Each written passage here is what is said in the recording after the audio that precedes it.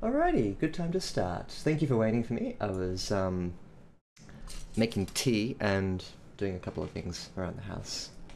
So, welcome to another stream of Lyre Edits. This will be, I think, the last stream for now that I'll be working on my own story. So this is something I whipped up like it's a pastry. 2 weeks ago, I think. Yeah, I think 2 weeks ago to the day. And spent a week writing it, and then the subsequent week. Oh wait, was it 2.5 weeks ago? Gosh, I can't remember now. But yeah, and then spent a little time editing. Now that's usually not something I do. It's always good to let your writing settle a bit before. Just move that out of the frame. It's always good to let your writing settle a bit before you really dive into a solid edit. But I guess I just wanted to sort of show what a draft looked like and how you can work with a draft to take it up into something that's a little more polished. Hey Justin Toons! Hey Octavia Memories! Fancy meeting you here. These two in the same place at the same time? Just madness. Just madness. Can you guys hear a little crackling on my voice? Like a ugh. Maybe it's like a little... I hear it. Maybe it's a bit of digital distortion from the phone signal. Let me know if that's bothering anyone, or if it's just me that can hear it. I don't think it's too bad, but just let me know. Likewise, if my face is too ugly or like not in light enough, if it's too dark, just let me know, and I can fiddle with this light and change the color of my skin from like weird peach in the shadow to what color am I now? I've got like a bit of a 5 p.m. shadow going on here with my little mini beard, which is like a week's worth of growth. I have a very slow facial hair growth. Anyway, the point about that is if there's anything wrong with the stream, let me know. I had a thought about Twitch preview panels. Okay, so the Twitch preview panel is what you're seeing right now is like the expanded version, right? You've got the text in the middle, the box on the side, and then my lovely face in the corner here. What Twitch does though is that they have the game icon covering the bottom right hand corner of the screen. Now I have a feeling that when people click on my preview window, they can probably see like this portion here of my webcam, but they probably don't know that I'm here as well. And I wonder, because that influences whether or not I click on our channel, if I can see a face or not. Sometimes I'll try and be a bit more egalitarian, but yeah, I don't know. I just had a thought. Maybe I should move my face to that side of the screen so it's on the left hand side. I'll think about it.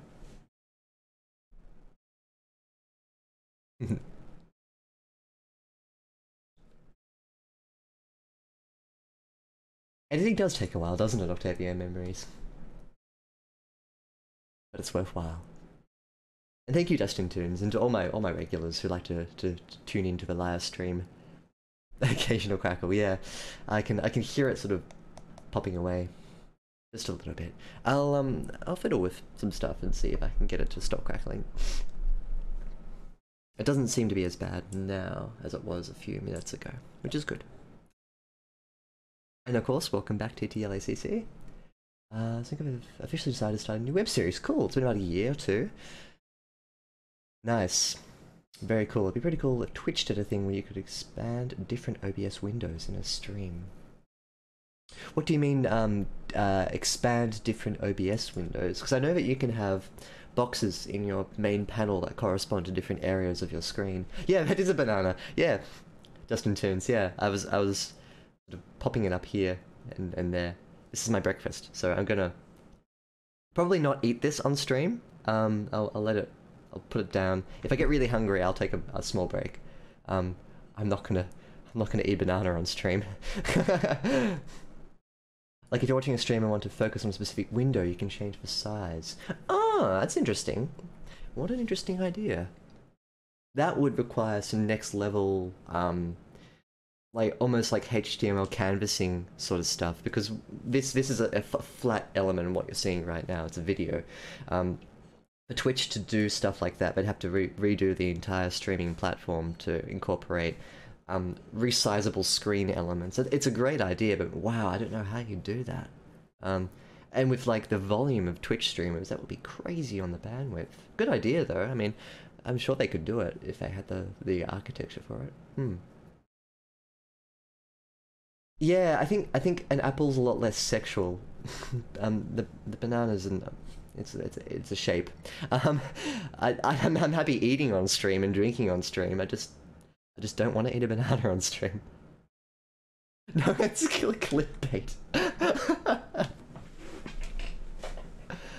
Oh dear. No judgments for people who eat bananas on streams. It's just not what I want to do. Yeah, so a couple of things. Octavia Memories asked, what was cheese? No, I don't know what to do with them. If I'm going to be an athlete. So I was invited last year in like October to become an athlete, and I don't want to do it. Couple of reasons. I can't restream to YouTube, which I've discovered is important for an archival purpose. No one watches me on YouTube, it doesn't matter. But if in the future someone wants to watch a video again, streaming to YouTube saves it, whereas streaming to Twitch only saves it for 2 weeks. So I've decided to now double stream to YouTube in the hope that with the intention of using it as an archive. If I sign up as an athlete, I can't double stream at the same time. Sure, I could just re-upload it, but my internet sucks. I can't do that. Number two, I don't want to be paid for this, so I don't want to be cheered. And number three, there is not too much benefit apart from cheering and subscribers. I don't understand how a subscription system works. I've seen it on people's panels, and I don't get what it is. I have a feeling it's like a Patreon replacement, where whenever I stream, I get like my subscribers cheer a certain amount. I'm not sure. So you can save your cheers and your pennies for other streams. I don't think I'll be doing it anytime soon. I might change my mind, but I don't. Eat it sideways. No. Cheer me, and I might. It doesn't have my super old vids. That's correct. So, it was only a recent decision, but I'm like, oh look, I should probably go back onto YouTube. My super old vids are actually all on Twitch, like from 1 to 15 or something, but there'll be like 30 that aren't there. When I'm over at my mate's place again, I might do I might just dump them all without any titles or anything and get them uploaded again. But right now I haven't got the bandwidth or patience for that. I'll answer that question in a second, Justin Toons. I'll use this as a nice segue back into editing.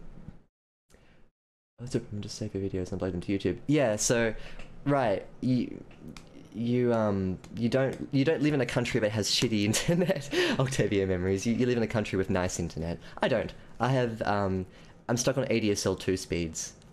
What I do right now is I stream through my phone. That's the only way that like I can stream in any quality that approaches HD. This is the lowest I can so the highest bitrate I can stream.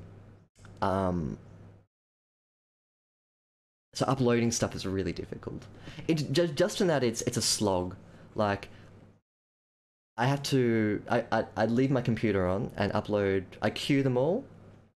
And by the time I got home, 2 would be done and processing, and then I wouldn't be able to do anything on the internet when I got home. It would bottleneck all of our internet usage.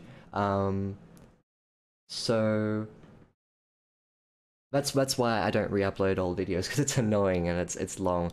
Downloading games through Steam is a pain.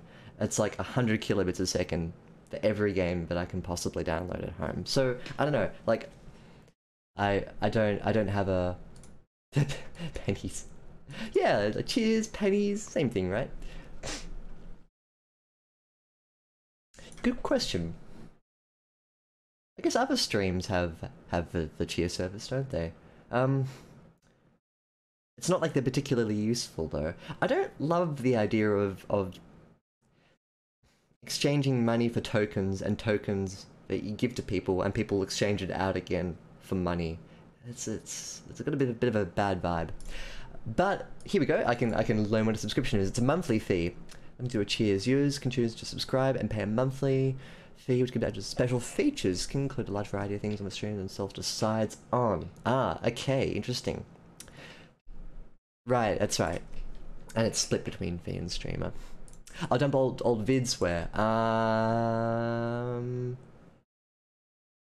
Good question. Ooh, I don't know.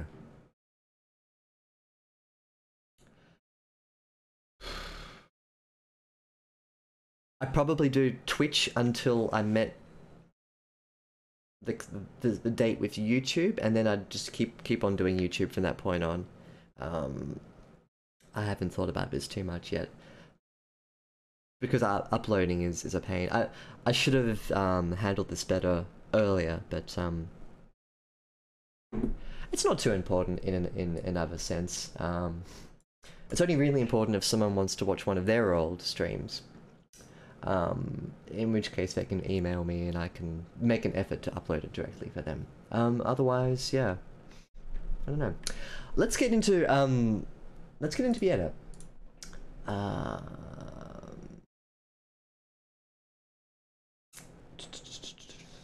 So Justin Toons asked here somewhere in my chat box, where did I get the idea for this story? I don't really remember. This story that I'm working on right now is... Oh yeah, I remember bits and pieces of it. The very first memory I have of this story is getting what I now know is the character Sai. She was in this sort of collapsing, multi-dimensional sort of void thing with lots of color going everywhere, and there was this giant snake monster that was making itself into a bit of like a staircase, and Sai was making her way up its back, while at the same time trying to sort of fight off another monster or something. So it was a bit of like a sort of trippy flash like that. The second idea that I got for the story was when I was listening to a song called Fever Dream from the album Fever Dream by Everything Everything, which is a lovely song and a really good album. I get a lot of inspiration from music.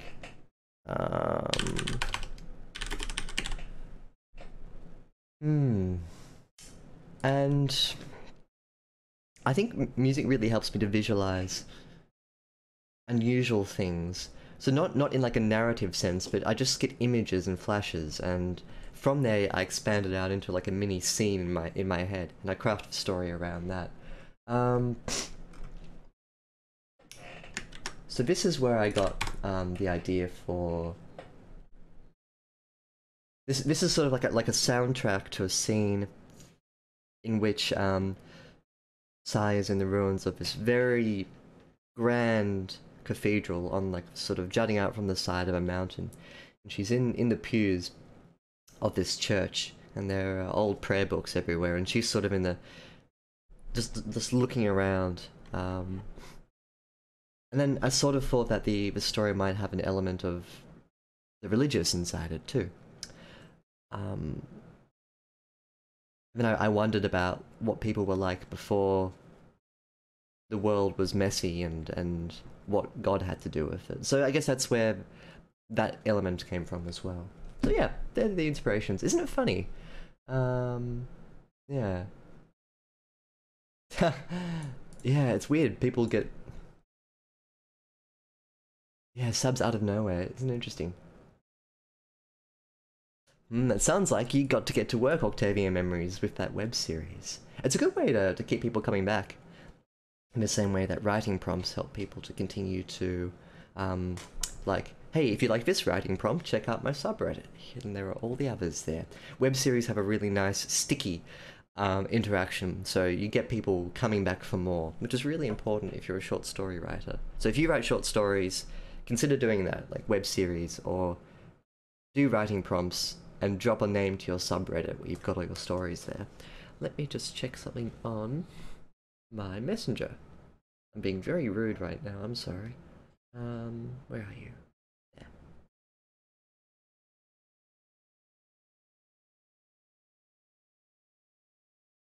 Good. Okay. Crackle, crackle. Ah, no more crackle. Good. Nice. Okay.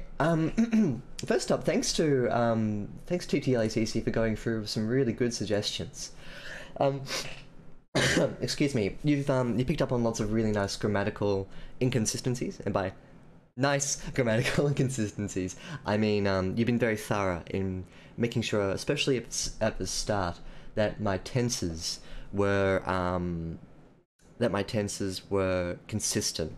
I remember that even going through on subsequent edits, I was still being very lazy about making sure that I picked with one and stuck with it. So now that we've decided on present tense, I can go through and work through those. And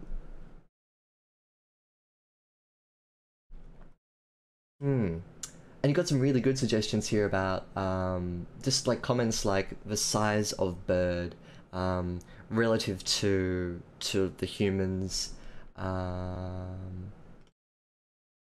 the consistency between what Sai understands about giving her memory away versus her impression of it in an emotional sense.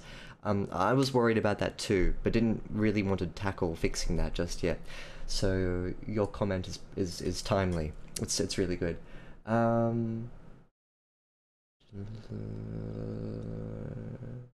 Yep, and repetitions of things like tightening grips. Yep, like some really good suggestions there, and just things that don't work very well. What I'll do.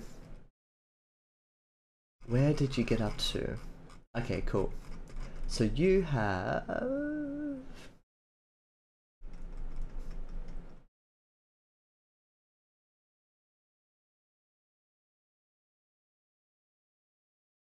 Ah, I think stopped at the place that we came to. Ah, very good. Um, what I'll do is I will, on this Word document here, continue from 7 onwards. Currently, this document and my Google Docs version are the same. What I'll do is from 7 onwards, which you haven't worked through, which is good, I'll edit this, paste it into the Google Docs, and you can continue reading on down there and making more comments. What I'll then do on the Google Docs is go and work through these suggestions on the Google Docs, paste it back into the Word document. I'm keeping them separate for a reason, and that's to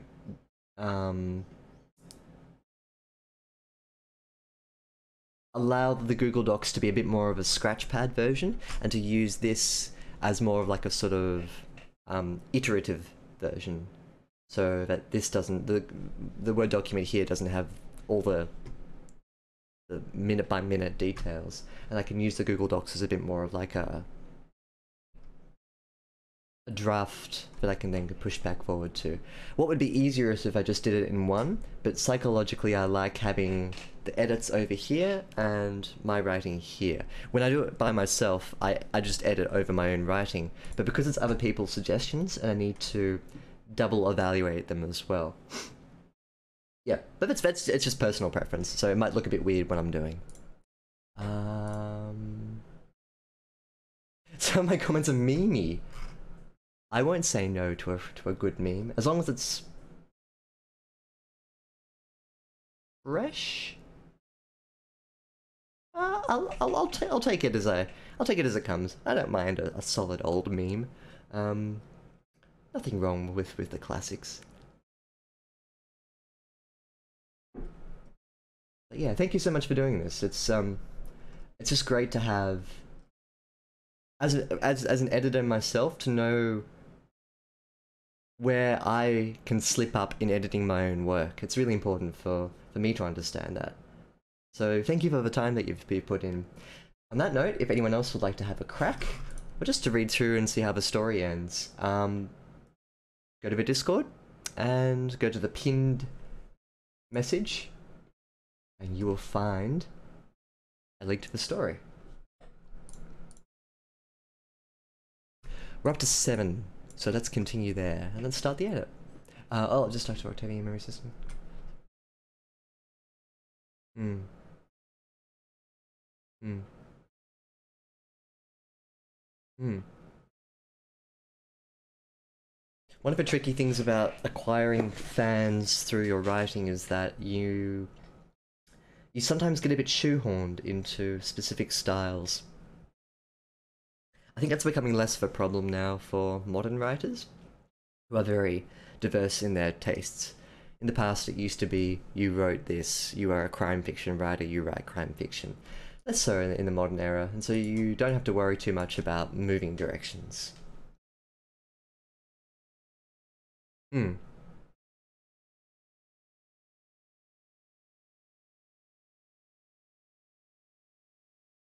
I did this for Zayn Said's story, Drink the Mountain said, because other people had already put their own comments, um, and I wanted to separate their comments from my comments. I think that's easier for people to get, rather than just, like, going in and editing over work that other people have already edited over. That being said, I don't mind if you guys, like, do, like, if multiple voices are on the editing panel in my story on Google Docs. You're more than welcome to come in and edit. If I was doing it, I'd separate it out, but I don't mind personally from me. Right. Let's start. So any crackle? No, no crackle. Let's check my messenger.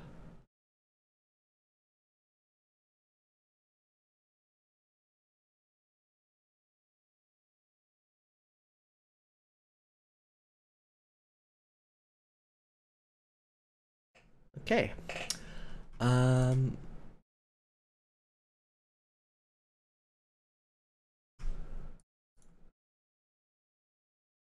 where we left off was with Sai and Sri Rama around the fire.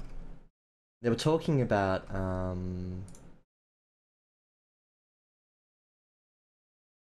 hmm.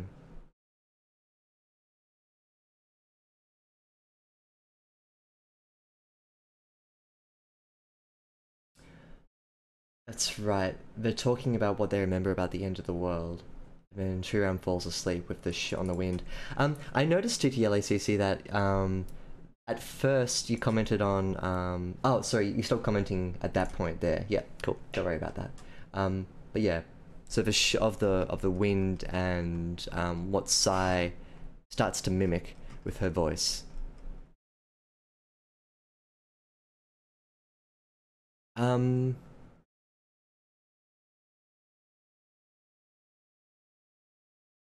Let me read something first before I get to my editing algorithm.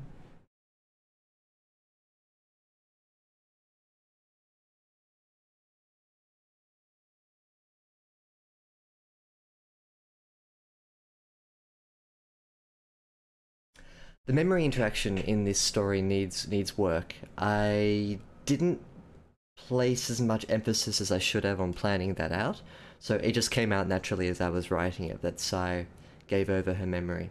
Now, in exchange for a boat, I have a feeling that that's going to cause problems later on, the voluntary nature of it. TTLACC made the comment of, Sai hands over the memory, but then still has an understanding of what that memory is, which is a very fair criticism. What I think should have happened is that Sai made some sort of nebulous trade, which wasn't actually all that fair. The frog took some memories from her, and then Sai might have like an emotional emptiness around what that memory was, but not fully understand it. Now, Sai is supposed to kill the frog and get that memory back, and the memory will come back to haunt Sai.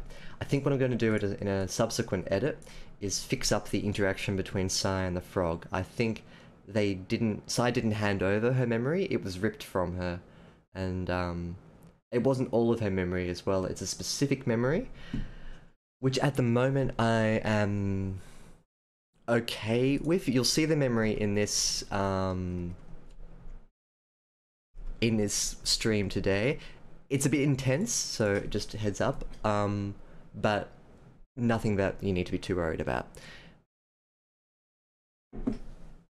So let's start. Sai,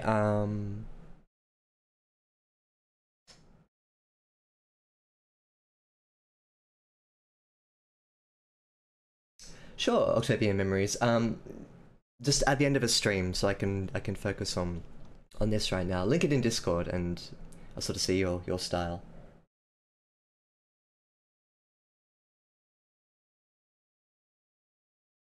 But yeah, even if you don't want to edit, you can just go and look at the story itself over on Discord. Up to you.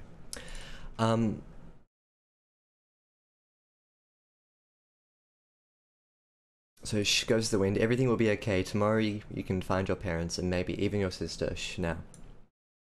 So this is Sai talking. What a horrible thing to do, to plant the seed of hope like that. You're a monster, Pearl thing. The child rearranges, slips in from his pillow, curls up beside the friend, sleeps deep. Sai loses herself in the fire once more. And then comes a little noise beyond the firelight. And here we start. Rustling, the sound of something approaching from the shrubbery that lines the cliff path. Here's what I'm going to do instead of that. The sound of something approaching from the cliff path shrubbery. That lines the... gone. Sai strains her eyes against the harsh nightlight of the sky and can't make sense of the shadows, so watches, waits for the intruder to resolve.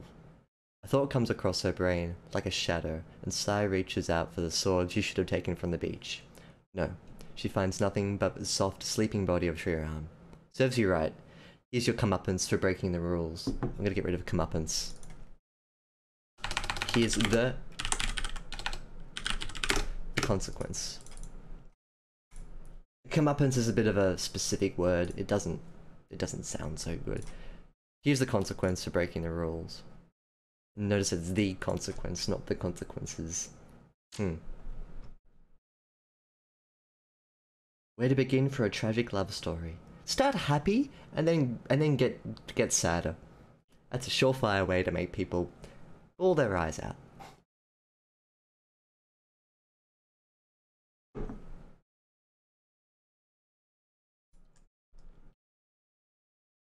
The creature pushes through the dark night, head first, snout and ears, then an enormous body.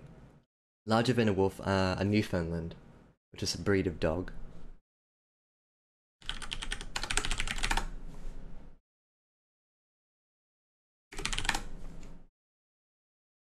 Oh, it's so cute!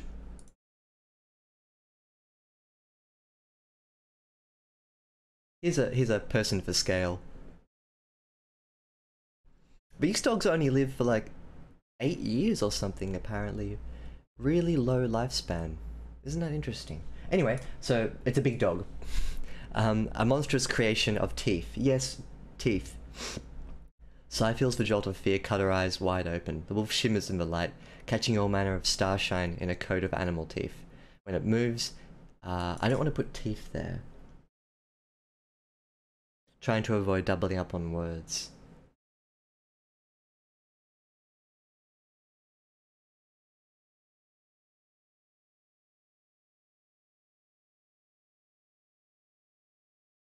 Fangs would be okay, but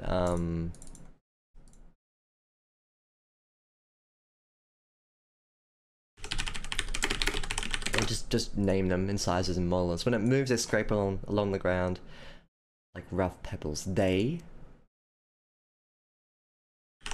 tooth paws scrape along the ground like rough pebbles. God, that sounds like grits her teeth as a tooth wolf plonks itself on the other side of the campfire. Sit, good boy. I think that was a good call, getting rid of teeth here, because sometimes it's better to elaborate, and other times it's better to cut down the description of what this thing's made of.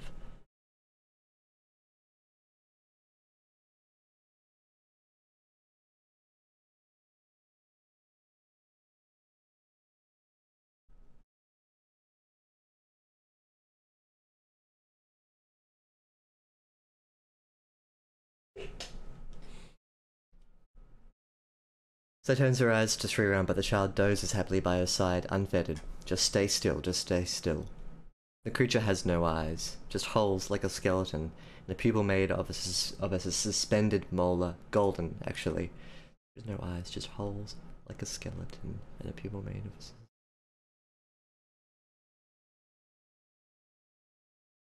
Holes like a skeleton doesn't make sense, so the creature has no eyes, just holes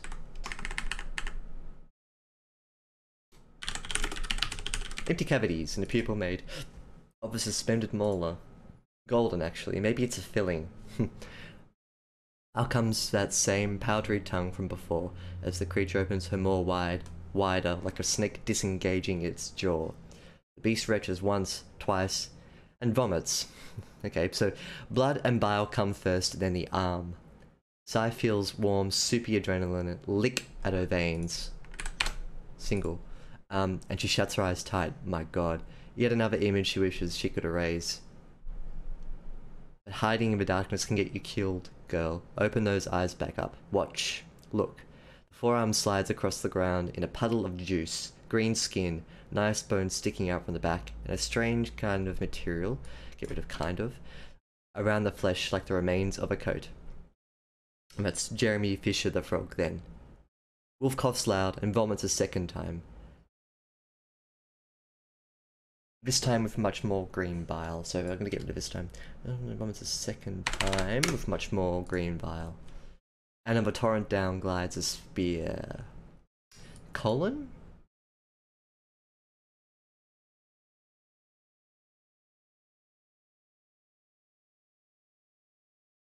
Full stop. Return down glides a sphere, a fish egg, caviar, memory.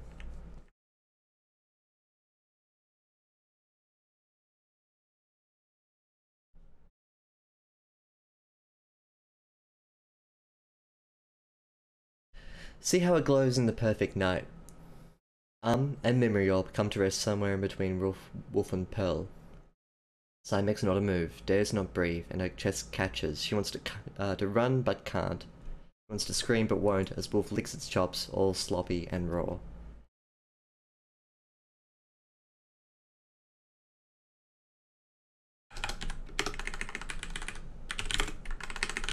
It speaks deep with cruelty. You were supposed to kill the frog. Barely above a whisper, the girl replies, I'm sorry. There is an order to the ecosystem here. You return to the shoreline, you pick up the sword, you kill the frog, we kill you inside the bamboo grove. Frog respawns, we send it back to the beach, and it collects the memories of creatures like you who have lost the will to live, but you broke the rules. Are you going to eat me? Wolf growls, pulling back a coat of teeth to reveal her true teeth, opal and ruby pillars. Let me know if that works for you. Because that's a difficult image to get your head around. Of a creature that's already made of teeth, it pulls its teeth lips back to reveal actual teeth. And that's difficult. But I guess if they're coloured, it might help. Let me know in the comments. Frog is dead. Rest in peace, Frog. He died.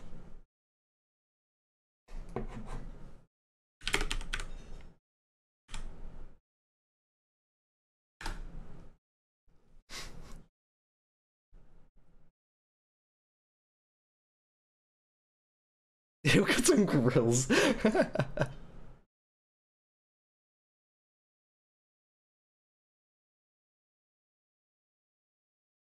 If this story was a little more humorous, I'd actually be very tempted to put grills on the on the wolf. If this was a kind of meta fantasy, like a Terry Pratchett meta fantasy, I'd honestly be tempted to do that because that's funny. But I think that there are moments of humor in this story, and then there are moments like this where it's not very funny. But I wonder.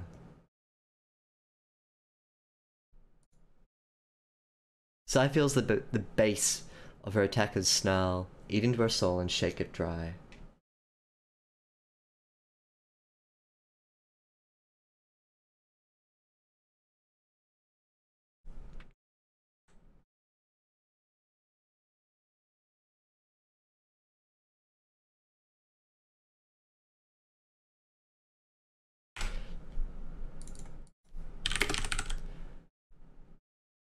Sai feels the base of her attacker's snarl shake her... No, see, this doesn't work.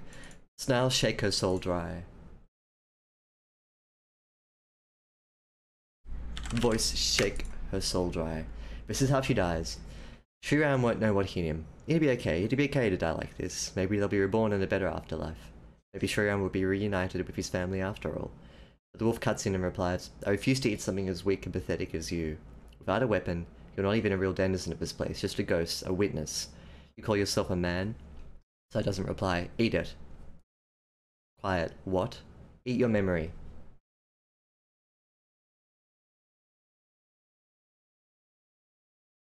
Oh, you're back. Nice. I didn't know. That's why what I'm gonna do is the old fancy Control F.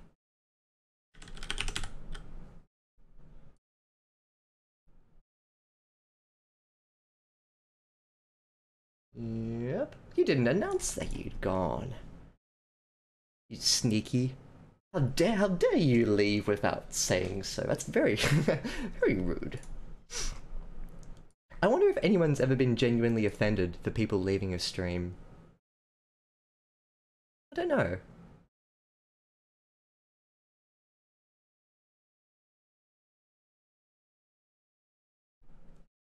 Hmm.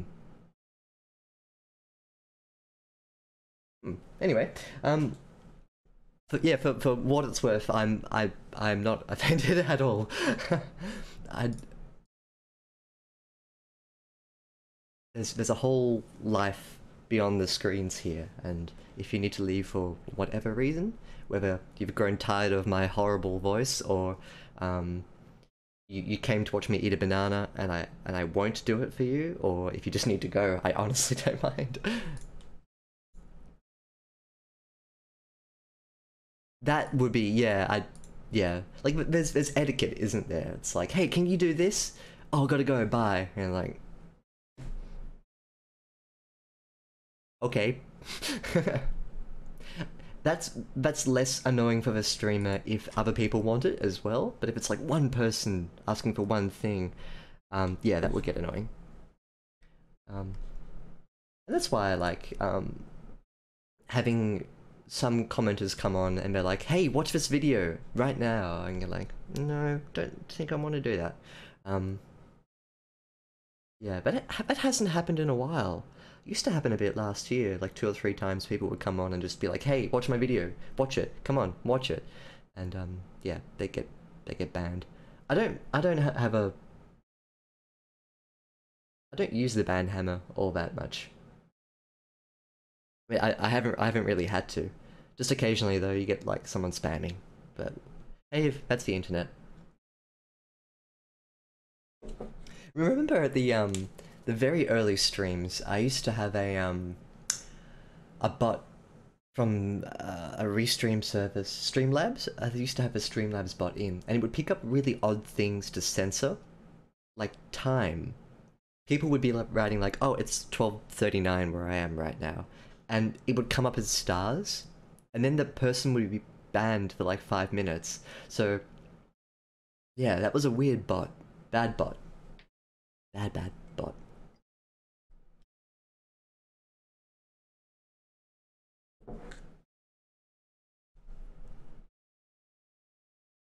So eat your memory. There it glows beside Jeremy Fisher's former Why? Why would a wolf do something as altruistic as this? Kill the frog and retrieve the stolen memory. So I think by here, I decided to myself in an edit that okay, I want to change the interaction.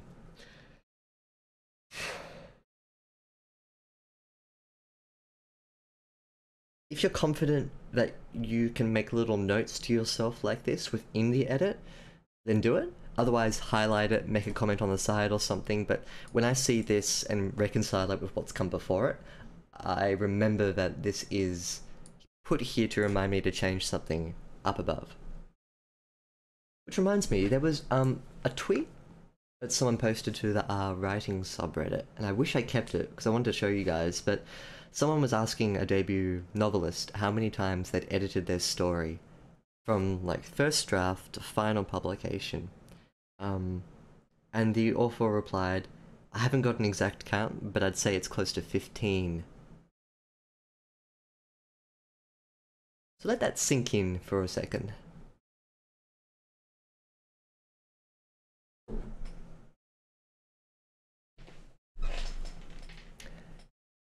you have to edit a lot, especially if you do novels. Less so for short stories because they're much more manageable and easy to edit. But my goodness, you have to edit. And if you want to get to that stage where you have publications and something that you're proud of, you don't have to edit a monstrous number of times. Every time, every story is different, every author is different, but you do have to edit, and you have to make sure that you're happy with the result by the end of it. A lot of people say that they don't like editing because they look back over their writing and they think, oh, this is awful, this is bad. Don't censor yourself. Allow yourself to do this. Allow yourself to write not well and then improve on it. That's the only advice that really works. You have to get over the desire for perfection in the first hit. Hey, look, the internet is spamming again. Who is this Justin Toons? Should I ban him? Should I time him out? I think I remember timing someone else out before as a joke. A while back.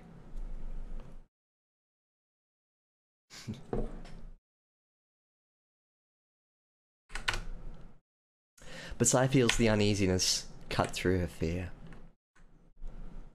Push, because we've used cut before.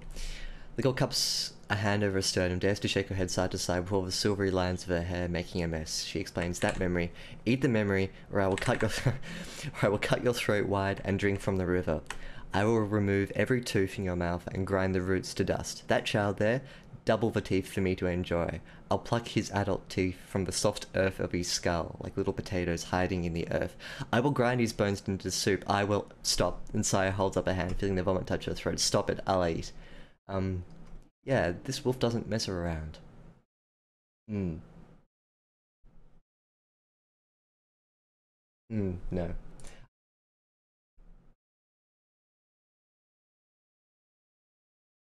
I remember in a biology textbook once they had a photograph of the skull of a child, and what was really interesting was that in addition to, like, you know, the milk teeth, you got all the adult teeth are just there above and below the regular teeth in a child's skull. Like, there are cavities there, and there are adult teeth just resting there. So I guess, you know, if a wolf who eats teeth from other people, he'd probably know that. That's a bit disturbing. That's, you know, disturbing fact for the day. Ugh. I mean, I'm not squeamish, but that's weird. Good. I'm not gonna put vomit there, I'm gonna put acid.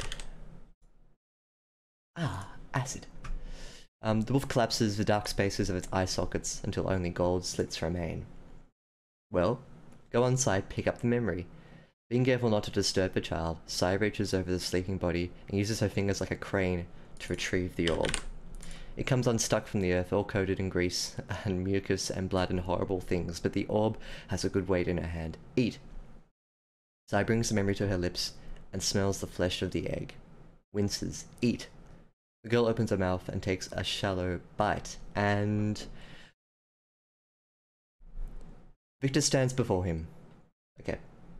Acid LSD. Nice! That's what I wanted to put the impression in.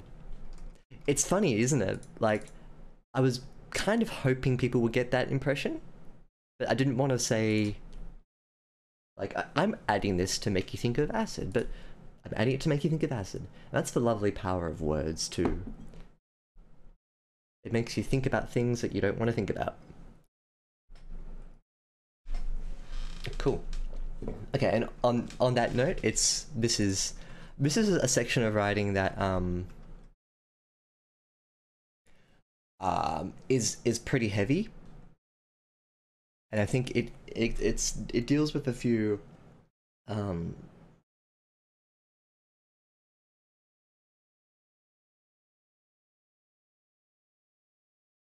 I'm gonna read it all the way through and not stop until the end of the memory, and then I'm gonna talk about it. Yeah. If you're squeamish, maybe Just be prepared. It's not anything horrible. I think there's a good point to talk about this writing here. 18 plus stream over here. I wouldn't call it 18 plus. If it was, I'd probably wouldn't stream it without a filter on. Victor stands before. Yeah, well, you can help me be the judge of this. Victor stands before him, a tower of lean muscle. Now, we've crashed in with this memory. So, I need to ground it first, but I'm going to read it all out and then go back and work with it. Victor stands before him, a tower of lean muscle, shadowed in the deep afternoon sunshine. All around them spreads the thick touch of the bush. They are somewhere out of sight, somewhere that isn't good. Over by the mouth of the path sits Silas's brother, who watches the spectacle with some lazy interest. He always liked to watch as his friend tormented Silas. Victor wields a stick in his hand like a brawler, like someone who learned how to fight by watching older boys do it. Silas stands before his brother's friend, his eyes down, hands at his sides in fists. Hands in fists at his sides. Victor screams at him, "Pick up the stick," and points down to the little branch right beside Silas's naked feet. But Silas shakes his head. Brown hair clouds his vision. "You pick it up right now, or I'll do what I did to you last time." No. But that's not spoken. Victor yells at the top of his lungs and lunges forward. The arc strikes Silas on the left shoulder, and the boy goes down one knee. The second blow collects him in the side of the head. That horrible pain spiderwebs through his temple, but the pain is only half of the horror. Silas watches the shadow of the bully loom over him. Little sounds scatter to his ears, the gentle fumbling of clothes, a zipper coming undone. And something inside Silas's young 10-year-old head collapses. It's like a lock that corrodes in a chemical wash. Fight or flight.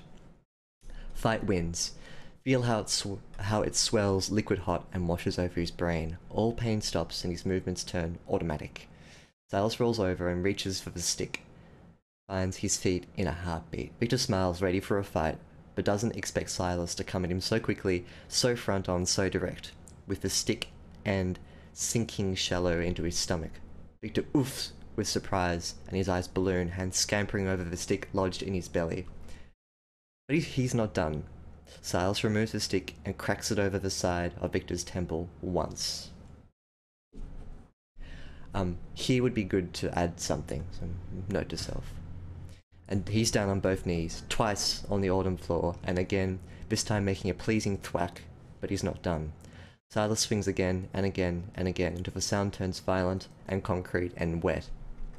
"Hey, stop, cut that out, but he's not done." Victor is. The boy begins to spasm with a good mixture of blood and mucus dribbling from his closed mouth. And Silas turns to his oncoming brother, cuts the distance between them, strikes. That look, he'll never forget it for as long as he lives. It's this mixture of surprise and dread and anger and fear, all neatly woven into a single terrified gawk. Silas swings the stick and it breaks across his brother's face, years' worth of anger and torment and rage bottled up and sprayed, concentrated into a single blow. A crimson river opens. Chris topples down like a chess piece, giving surrender. Silas throws his useless weapon away, looks around, finds a larger stick. The log weighs the same as a brick, and when it collides into the back of his brother's head, it gives off a pleasing, crunching, crumpling kind of sound, like driving a hammer into an apple. And he picks the log up, and down it comes. And he picks the log up, and down it comes. Silas is done. The boy buckles over to his knees and vomits adrenaline. Silas is crying. Gentle tears cut lanes across his pearl cheeks, but he makes no move to wipe them away. The taste of the memory lingers on his tongue, even after the entire egg has been consumed. The sticky residue of it on his fingers, the creature wipes her hand on the campfire dirt, walling up her heart against the tide, but she breaks, cries silent. Okay.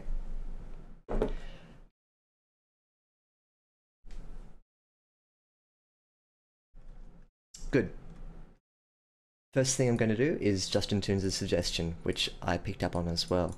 When you transition from from present into memory, you can do it two ways. You can try for a fluid transition, which works if there are repeating elements between scene A and scene B.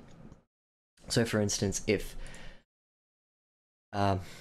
Sai were to look at the campfire, you can bleed the campfire into the memory too and have that transition from Silas looking into the fire to Silas looking into the fire as a youngster. That's a smooth transition. And you can have a hard transition if you signify that it's ending and starting. But you're right, it does need to be signified pretty early on that this is a memory. How do we do that in this case? I'm not going to do bleeding between A and B. I want the transition to be hard.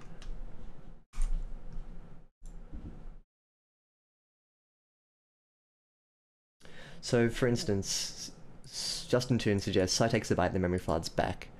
The girl opens her mouth, takes a shallow bite, and...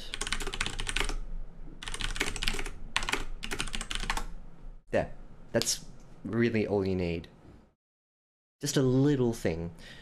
And then it helps people, I think. Nod your head if that helps. Yes, that's helpful. E.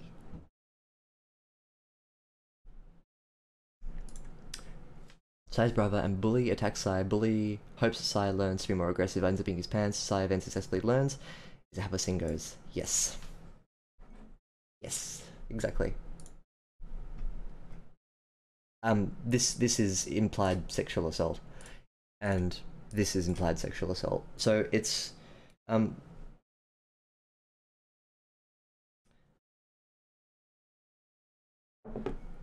there are a couple of ways you can handle this, and it all depends on how you want the impression of the scene to work. I've just written a pretty intense book that deals a lot with some very heavy issues. And so in this story I was trying to keep myself distant from what I've written in the past. So the point here is about violence, not about the threat of what could come further. Even though that is like another act of violence. If the point of the scene is to show that Sai needs to be more assertive, then this is the point of the scene. If the point of the scene is that Sai is damaged by violence having happened to Sai, you can do that through a demonstration of reaction, or you could go pretty in-depth with the visceral detail of what could be a sexual assault. Chaotically good guy by Bully in a roundabout way. But the point of this is that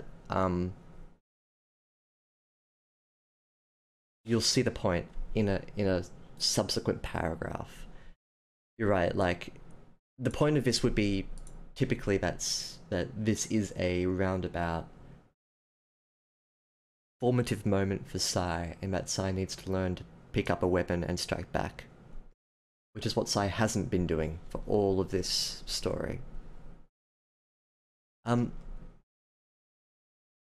point about violence here is that it's...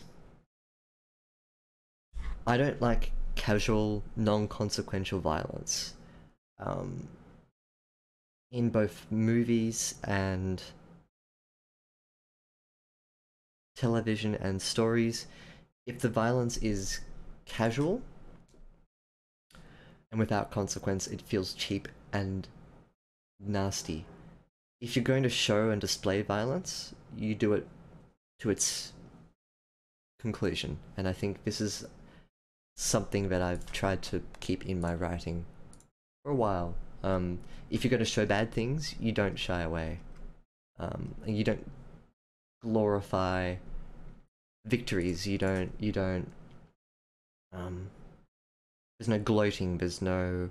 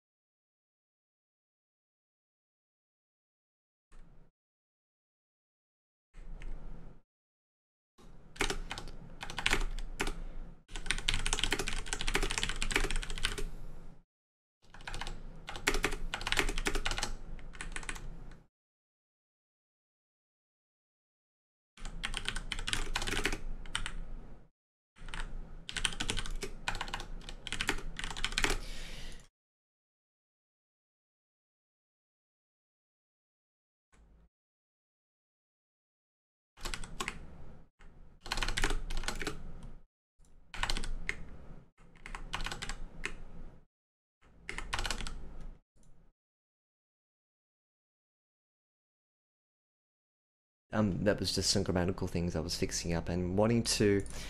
I guess when you remove a stick from someone's belly, it's going to make a sound. I wanted to make that a bit visceral. Let's read on. Wolf growls over the crackle of fire.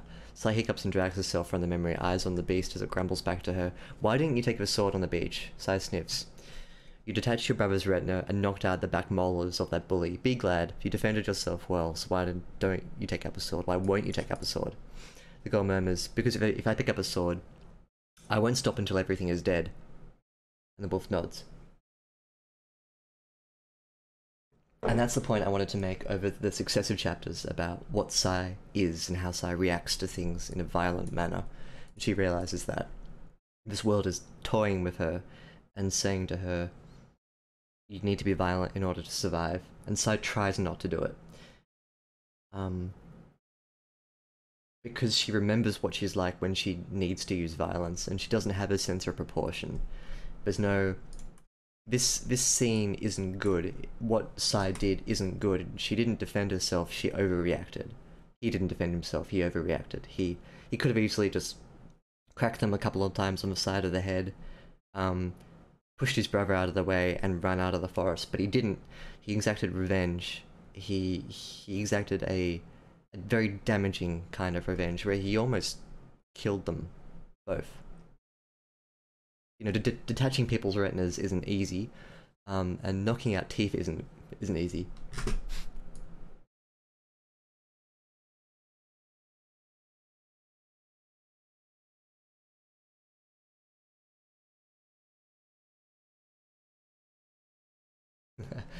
Bit difficult to go to bed when it's 10 AM. TTLACC though.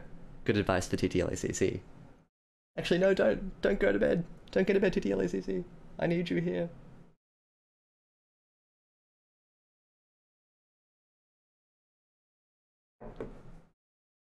Yeah, bloody time zones. How do they work? Ugh.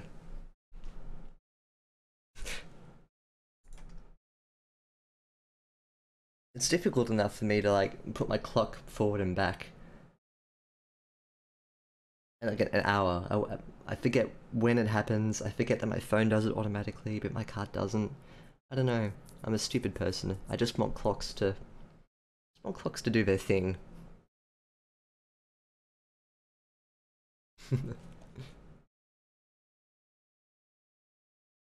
Yes. So if anyone just joining and encouraging me to go to bed, I would like to. I would like to spend all day in bed one day and just sleep. But I'm up. I've had a coffee. I've had a tea. It's 10 AM and I can't go back to bed. And for anyone who's just joined in, this is my story that I've been working through over the past couple of streams. And it's a story that you can read right now. You could close down the stream and not listen to a word I say and go and read the story, which is on my Discord. Yeah, good plug.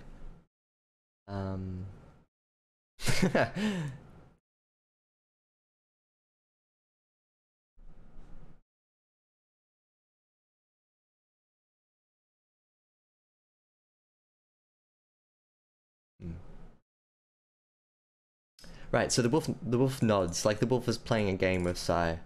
And Sai says, if I pick up the sword, I won't stop until everything is dead, and the wolf nods. Up above, the sky begins to dance. Ooh, gotta follow my own advice, don't I?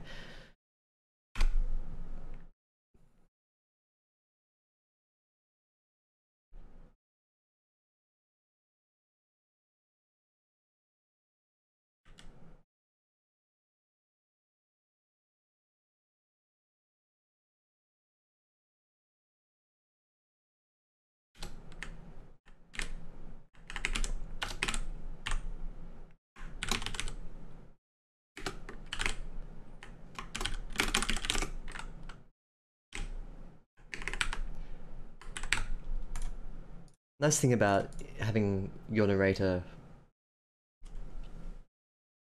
involved with the story process is that they can do things like this, where they can direct the readers. They can direct a character in the story. The reader doesn't have any direct control. Sorry, the reader doesn't have any direct control over the Psy, but this here helps, I guess, create a sense that the narrator feels like they have a control over the story, and so that you as a reader are invited to participate in that. Look up Psy, watch the sky dance and swirl. Hey, Psy and sky rhyme. As if someone had pulled the bath plug out. Psy watches with tears in her eyes as all of the stars form a new constellation. They align into a shape. Even the moon joins in, shrinking back and away to make a pleasing gemstone ornament for the hilt of his star-lined sword. Inside the outline glows the colour of dark energy and milky possibilities. The sword turns hilt first and offers itself to the lowly mortal of this world, pointing deep. Go on, say the heavens, take it, take the sword. Destroy it all. Kill the wolf, the frog, the bird, the soothsayer, the preacher, the rocks, the tide, the skull shapers, everyone who has wronged you, everyone who has wronged, and purge all life from this planet. Wolf, Wolf growls, this is a celestial power. Take it, you can become one of the most powerful things to walk the land. Bird jumps atop the pearl thing, Sigh, and croaks, Silas. Sigh waits. Bird says, you don't have to do anything you don't want to. Silas smiles, pets the creature's head.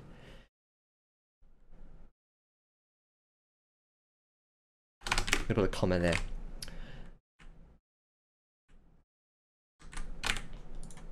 Pats the creature's head, thank you. Thank you, myself.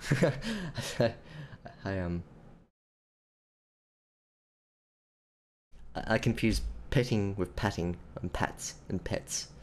Pets and pats and dogs and cats.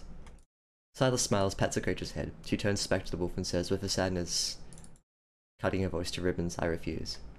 Wolf says nothing more, just bats her tail from side to side. Then, abrupt, she stands, leaves, bleeds into the night like a rattling bag of bones rolling away, away into the night. Above, the sky blinks.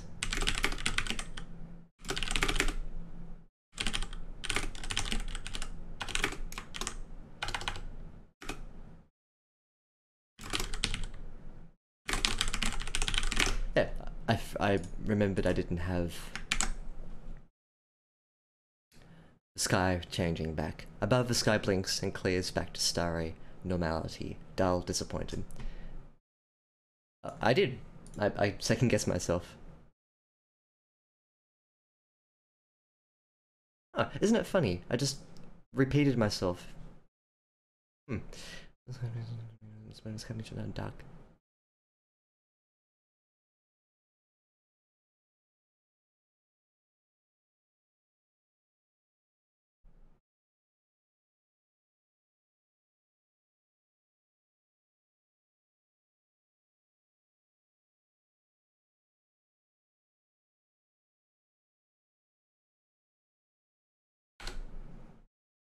I think that's a bit better. It's a bit wordy, but blinks shut doesn't have the same impact as what I want. Silas closes her eyes and lies down on her side. Begins to shiver. Spurt confronts her. You're a brave person, you know. Was it a trap? Of course it was. Everything is a trap. I'm a monster. Bird doesn't reply. It just snuggles up against the human's chest, and for the first time in a long time, Sai doesn't feel so alone as she edges into the darkness of sleep. Chapter 8.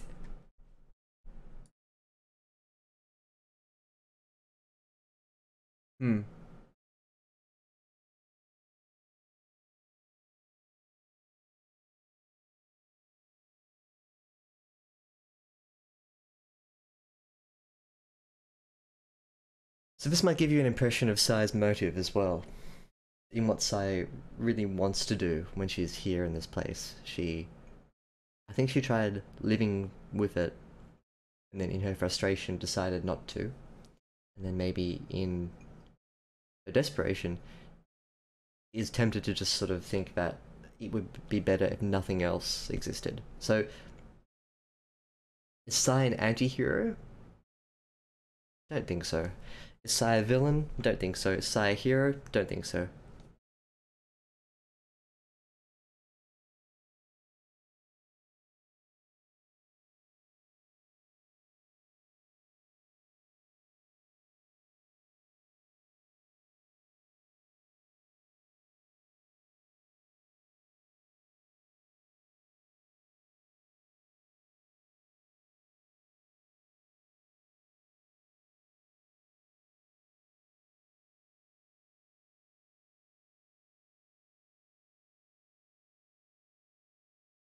Jeez, it's really warm. I'm gonna go turn my AC on. Back in a couple of seconds.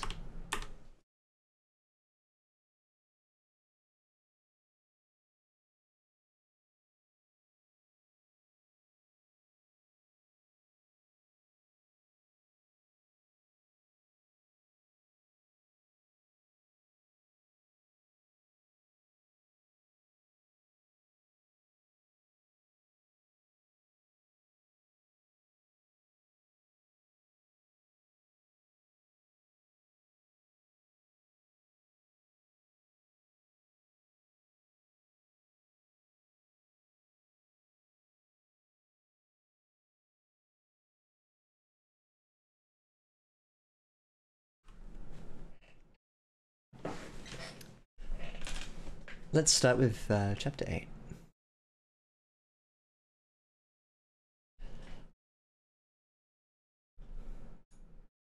Nope. Strictly speaking, you should have a hyphen between stuff like cliff and side, but I mean...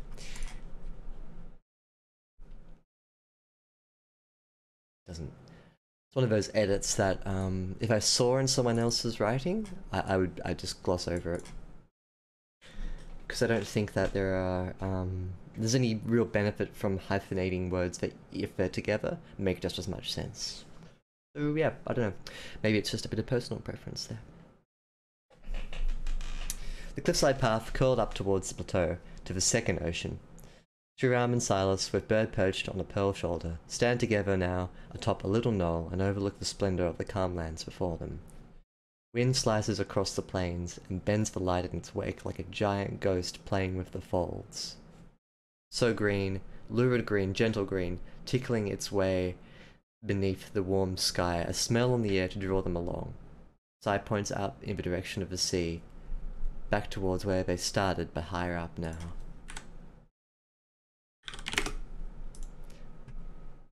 So they walk. At first the boy scampers ahead and pushes through the knee-high waters, but the ocean here is almost flat and featureless with nothing to play against. Eventually, Shriram falls back in line with Sai and Bird. The girl offers her hand to the child and they link up. Sai says, "Shouldn't be too long now until we see your parents again." Shriram replies quiet, as if the question could ruin the fortune. "What makes you think they'll be there? There's a lifeline tied to your neck. Didn't you wonder what that was?" "A what?" "The necklace you're wearing." "I'm wearing a necklace?" Shriram pats his neck to check, but his hands go straight through the metal and red links.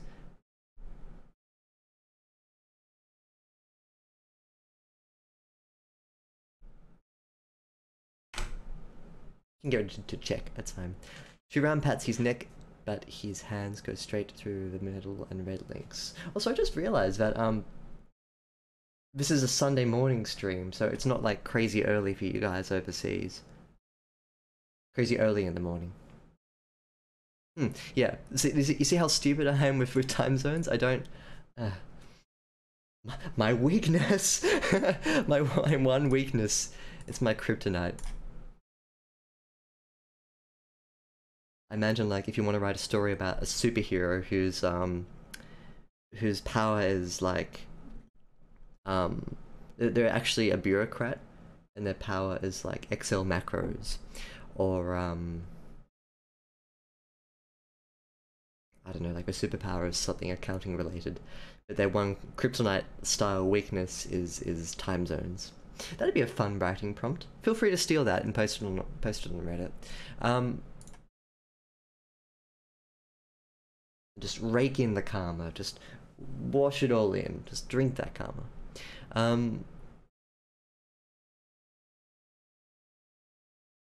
Shriram pats his neck, but his hands go straight through the metal and red links. Sai narrows her eyes and understands a little better what sort of gift she's been given by the purpose.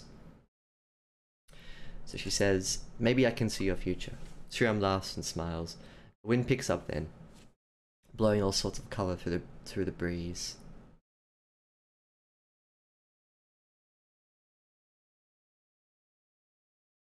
Across her vision, Sai sees white baubles dance like dandelion soap bubbles. Shriram follows their path with wide eyes and lurches forward away, trying to catch one in his hands.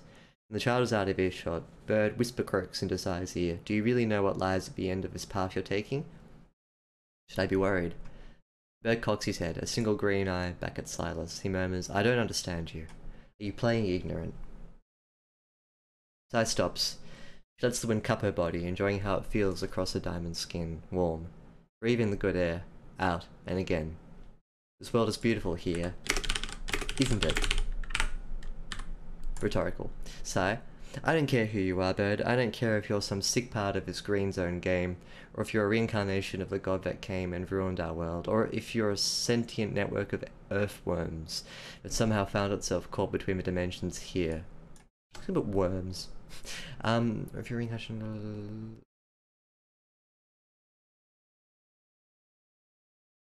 None of it matters, because if there's one thing I've learned from this world, it's that everything is designed to screw you over. A creature comes and rescues me from a suicide attempt, only to rush me through a maze, and I wonder at which point that creature is going to benefit from seeing me fall over and die. I wonder. Bird doesn't reply, so Sai fills the gap. Maybe Sriram is a trap. Maybe once we get to the cliffside, we'll see his parents as statues covered in salt. He'll rush forward, collapse in a heap, cry his eyes out. Only, surprise, he was a monster the whole time, one who lures good Samaritans to their fate by the cliffs. He'll drag me under the grass and turn me into salt, and I'll become another lure for the next person.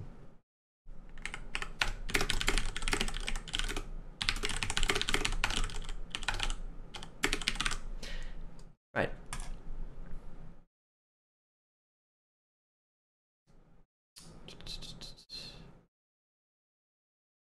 What do you think? That's a pretty solid trap, wouldn't you say? I'm gonna put right.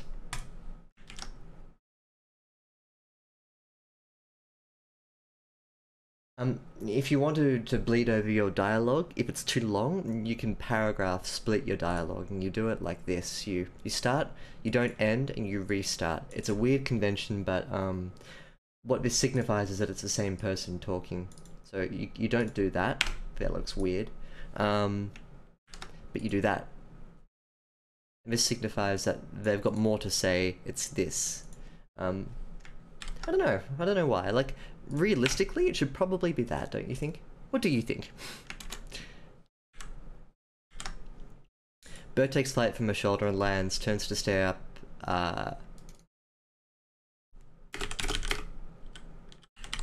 lands on the grass. It's a bit redundant, but I mean... Yeah. Turns to stare back up at Sai. Says, you have a poisoned view of the world. Can you blame me? No.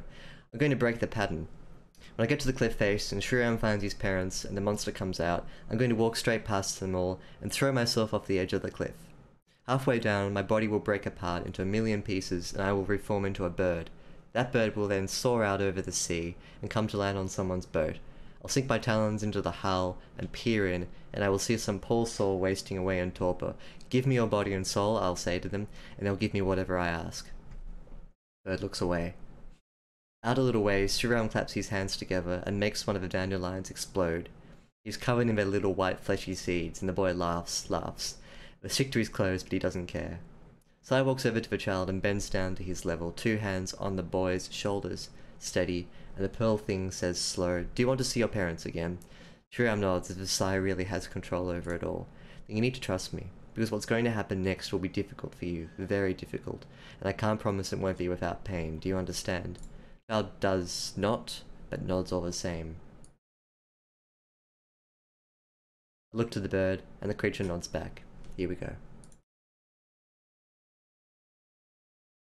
I don't know if this ends properly. It's a bit too quick. I think I need to introduce a little scene here where Sai returns back to the bird and says something really simple, just like,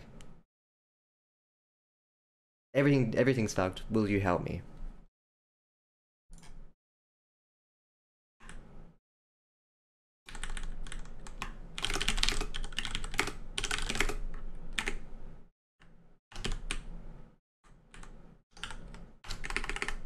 So let's rewrite it.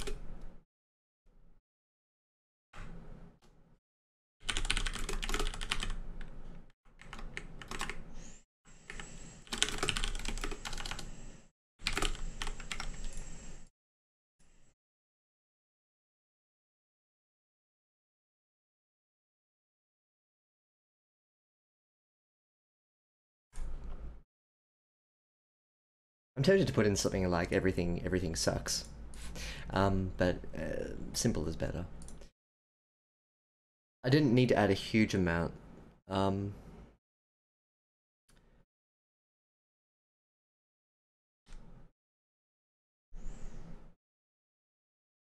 This hopefully brings the reader in line with the character's intentions of what's going on here right now.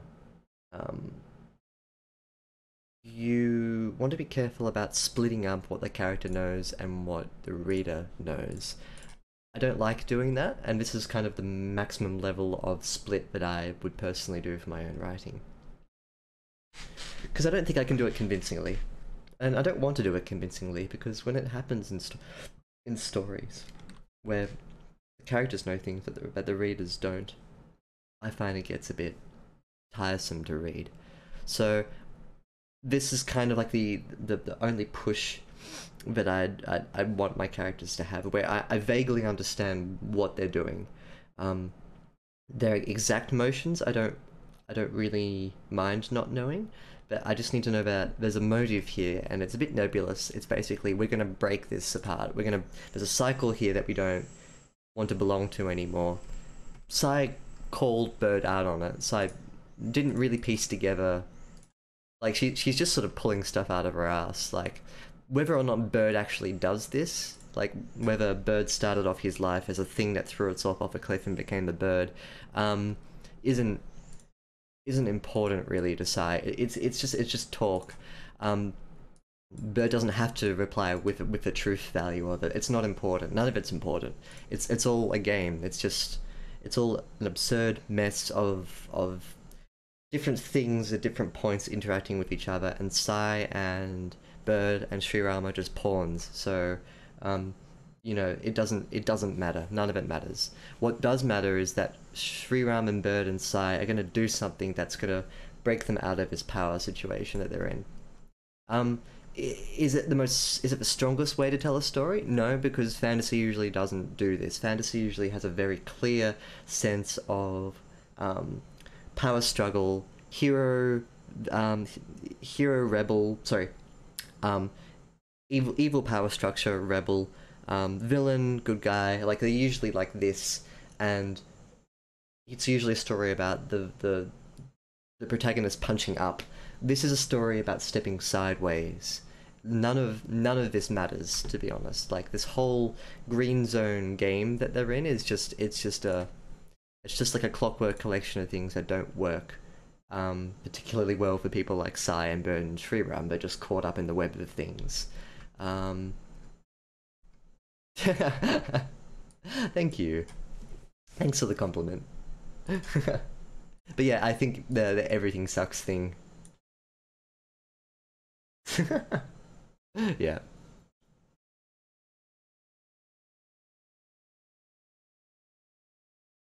That wouldn't be a bad thing to put in. Like, this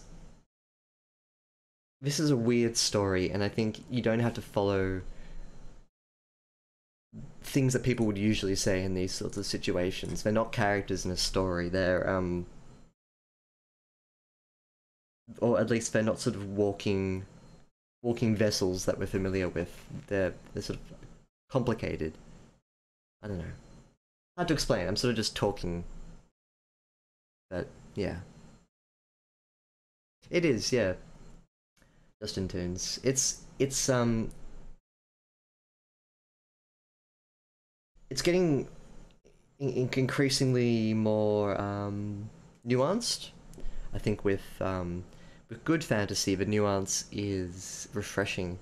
And there are certainly a lot of very typical examples of nuanced villains and nuanced heroes.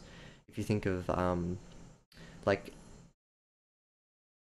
Game of Thrones, for instance, is probably the most noticeable. Miyazaki's movies are very noticeable in their often quite strong lack of villainy.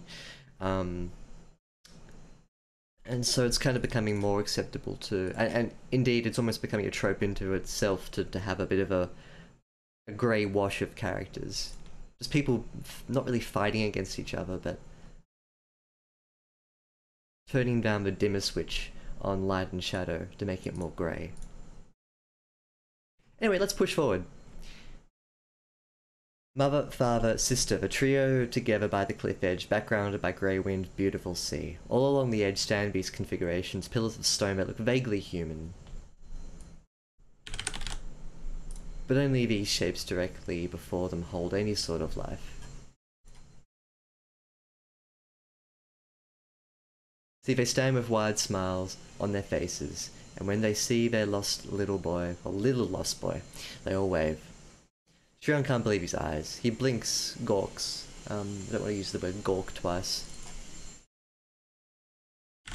Blinks again. And then, with a final glance to Sai, breaks away and sprints across the sea. Sai and Bird watch the creature go, but they're both really keeping their eyes on what comes next. What hides just beneath the waterline. Nothing yet. Shiram steams ahead, arms out wide in front of him. Sai follows then. The child is moments away from reunion. They call out to each other and the family bend. Family is a collective noun, so family bends down to prepare. Give me a sec to double check that.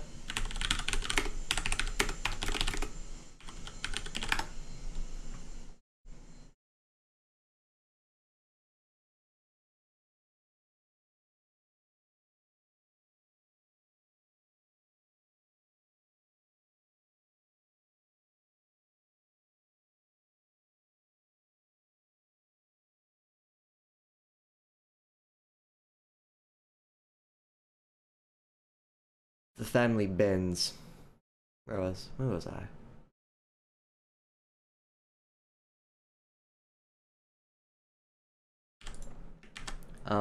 That's difficult.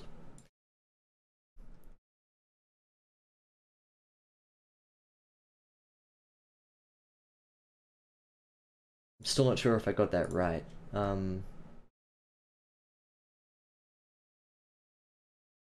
This is an issue with collective and group nouns. So the family is a collection of multiple things, like the herd of sheep.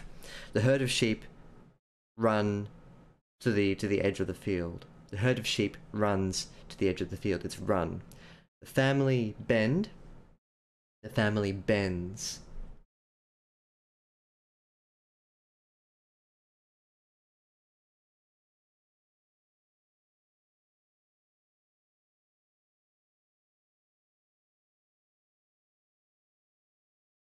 Be bend as well. I don't know.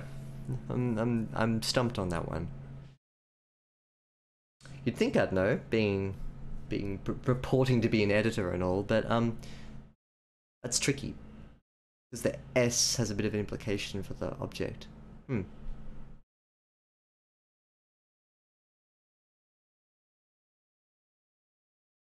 Right. It should be like a stretch of land. This is TTLECC's question. What I imagine is that it's like a stretch of land pushing out. So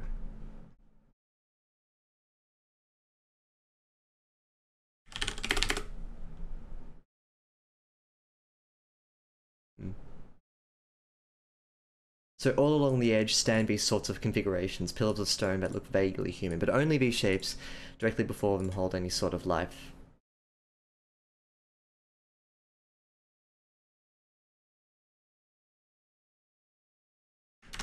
But only these shapes before them.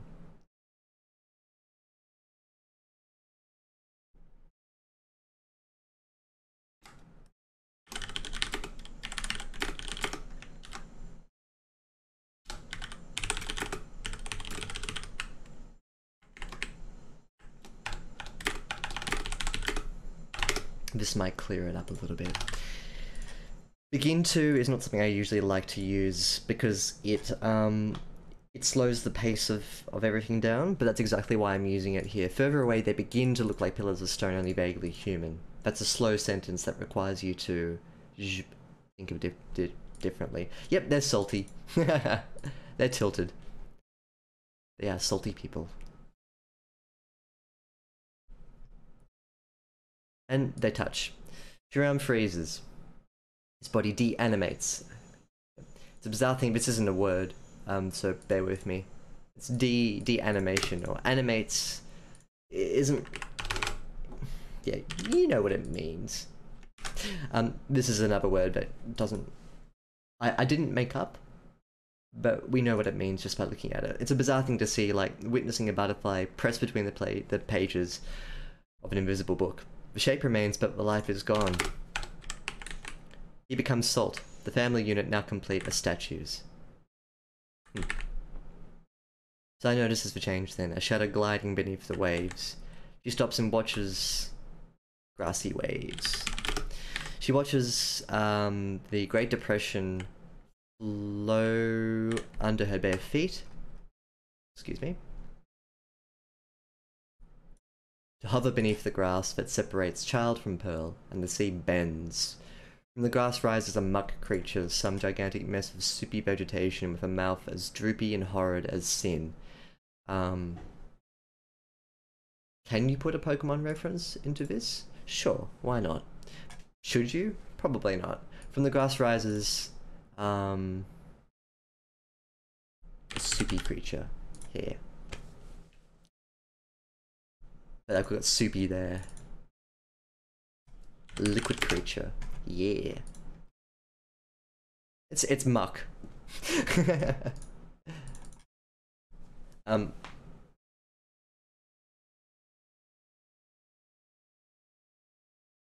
wet creature balloons and grows to some suitable bust-size proportion. Size stands her ground with bird upon her shoulder. The beast bellows out in a voice that carries the breath of the dead earth. Foolish creature, I won't fight you. Two eyes form in the mound of the monster, all goopy and sloppy, but they narrow to slits and slide down to focus on the brave warrior before its maw. The thing booms. If you wish to save that child's soul from an eternity of keeping watch over these cliffs, then a pause. Where is your mighty weapon, traveller? Sai opens her arms out in a universal display of I'm not carrying a single thing on me. Oh. Keep a child. Muck pauses for a long moment. Well, I've used Muck as its name too. You know what? Plagiarism's fine. Let's keep it. I'm gonna put Mucky.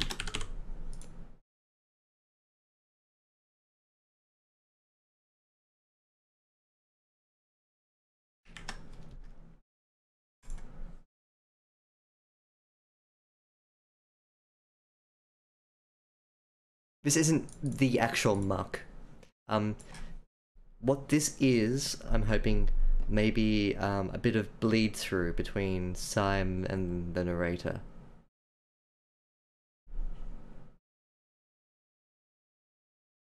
The narrator could be Silas, actually. That would make sense. I'll think about that. Like, it's like a double narration. Silas is narrating Sai. But then Silas would have to be sort of trapped in a different place, I think. I'll think about this. In which case, what would be happening here was that the voice of the narrator could be pinching things that Silas would know about, or Sai would know about in a cultural sense. That's a bit of a stretch, though. I can't justify that to myself, really. Twitch police. Don't report me, please. Don't report me. I don't want to go to jail. What would Twitch jail be like? Not very pleasant. Just a lot of saltiness. Everyone's salty in Twitch jail.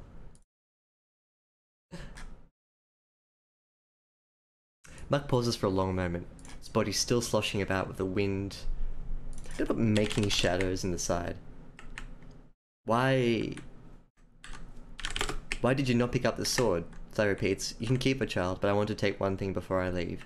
The monster breaks out into a smile, unable to believe its good fortune. This should be possessive. What sort of strange turn of fate is this? A free meal and no customary fight to the death. The thing booms in laughter. Quack, quack, quack. Originally I put in there like Bowser, but then I thought that the cultural references would start to be a bit lame. I don't want to turn this into Ready Player One. Yuck. That's not a bad idea, actually.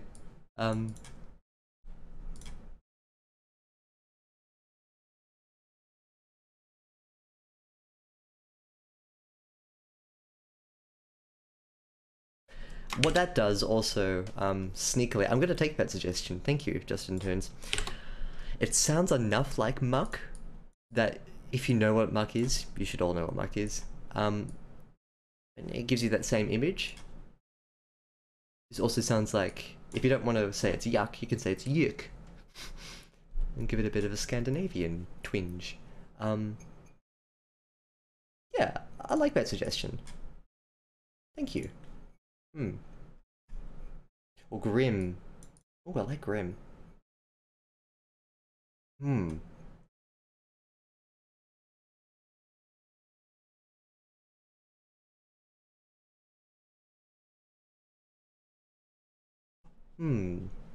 Why don't you guys come to a democratic decision about what we can call this character? It doesn't have a name now at the moment. Yes, I want you to fight viciously with each other over what we want to call this creature. Oh, grime. Yeah, grime makes more sense. Cool. Got a tick of approval for yuck. I think either one of those are pretty cool. I like yuck actually. I like how sort of in a way kind of childish it sounds. Excuse me 1 second while I check my phone.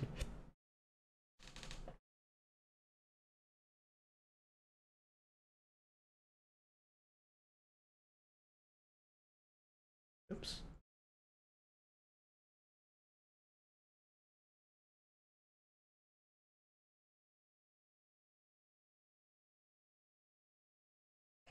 Okay. This could also be reinterpreted as Sai opens her arms out in the universal display of, do you see anything on me? Sai's naked at this point. But I mean, because she's just made of pearl, it's just like it's basically like a mannequin. And if you forgot that, it's because it's here in the first part, when she gets her new body. Here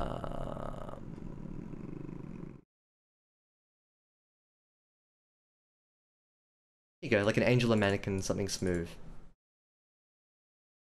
Or stone. Thank you to TLC. See, I remember you put that suggestion in there because she was cold. I'm gonna try and make that a bit smoother.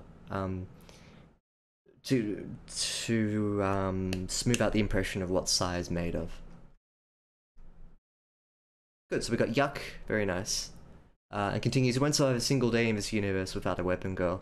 Well, I've gone 1 day so far, let's see how long I can last. And with that, Sai walks around the base of the creature, actually has the audacity to walk right up to its body and dabble around the circumference until she is on the other side.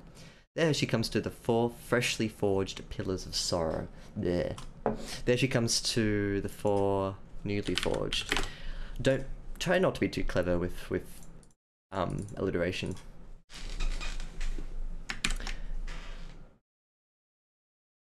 There she comes to her quarry, the 4 freshly carved, for the freshly hewn pillars of sorrow, blah blah blah. You can overwrite this and don't. is my advice to me. A stoner? No. I think Sai is more of a psychedelics kind of person. Don't do drugs. There you go, Lucas. There she comes. Strange. They look as though the eons have weathered them dry. All features sandpaper worn and lost in the space of a minute.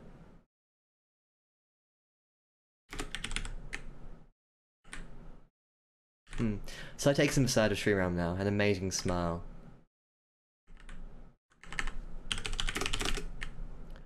But what must it feel like to be trapped in such a body, yet still conscious? Or is the movement frozen, the moment frozen and locked away?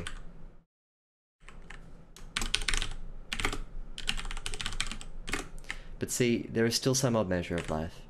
The dandelion seeds, like little bugs all over his stone clothes.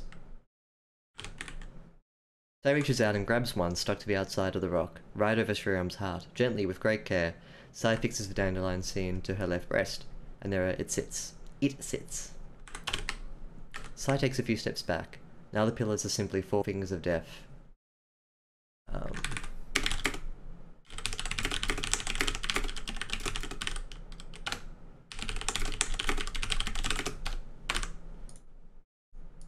Now the pillars are simply four fingers of death, rising from the grasslands to come together in agony. Maybe, if you apply some imagination, they were once sculptures. Maybe they were a family that loved each other. And over there beside this family, more fingers, and more, and so many more as a line down the edge of the cliff. Into her ear, Bird whispers, "Are you going to make good on your promise and throw yourself off the cliff?" Sai shakes her head. The girl moves beyond the statues. Keeps her hand over the last one for support as she approaches the edge of Earth. She looks down over the rolling sea. Sea down there, down in the rocks below. Shells. Wooden shells. 1,000 wooden boats, all shipwrecked and disused, with holes and damaged and broken apart.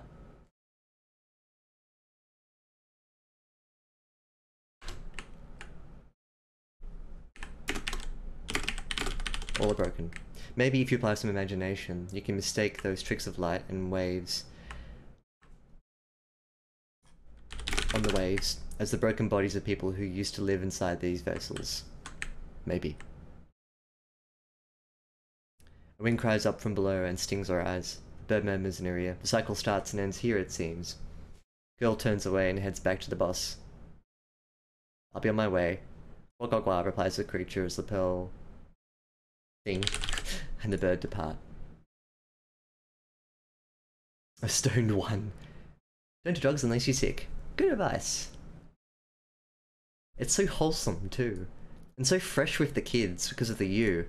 This would be a very nice slogan to get the kids not to use drugs. Unless the drugs are making you sick. What if the drugs make you sick, but if you didn't have them, you'd be dead? Nah. Yeah, like chemotherapy drugs. Then you're in a whole nother world of complexity. Then take different drugs. Fair? What if you need to take more drugs to counteract the first set of drugs? But then the second type of drug that you take also needs to be counteracted by a third type of drug. And that's when you become a walking, talking pharmacy. Alrighty, we are 2 pages from the end. 3 pages from the end. Need a medical plan, yeah, that's for sure, if you need to take that many. Let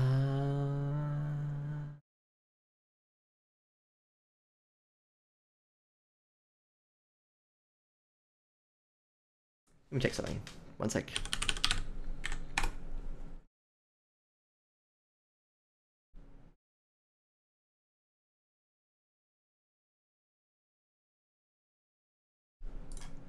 Alrighty, we are 1 chapter away from finishing.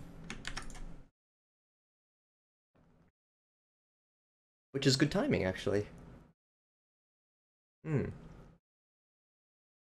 I get to the end of this, I'll make some general comments too about the flow of everything, and what needs to be improved, and what I need to do to give special attention to this on my subsequent edits. If you're just joining me now, welcome. I'm Lyre Edits, and I usually edit other people's stories. That's what I do here on my stream. Over the past couple of streams, 3 or 4 of them, this is I think the 4th one, I've been looking at my own story, just to show something that I've been working on over the past couple of weeks. So what I've done is I think showing off maybe, it's still really the first draft, and it's a nice period to be in because everything is so malleable and flexible. You can move elements around, you can chop and change things. It's just a matter of having the courage to do that.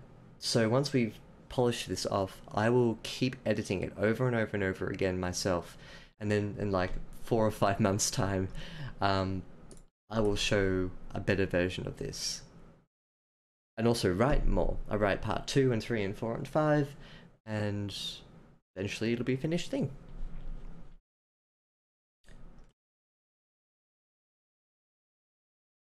Good question. Pearl, I guess just for importance, iteration is capitalized to, I guess, give a hint that it's a reoccurring. Like, if you just put iteration with a small I in that context, the context is the the world has a habit of changing on the fly. The green zone's a bit of an exception to that. Sai is used to the world shuffling around a lot and just having a sense of chaos. She calls it, and the narrator calls it, an iteration with a capital I because it's a known event. Giving it a capital I makes it a bit more grounded in the story world. If it had a small I, it would just look like an iteration. And that doesn't have the same weight to it. So you can capitalize things that have weight in your story world just by putting a P. That's like by putting capitals.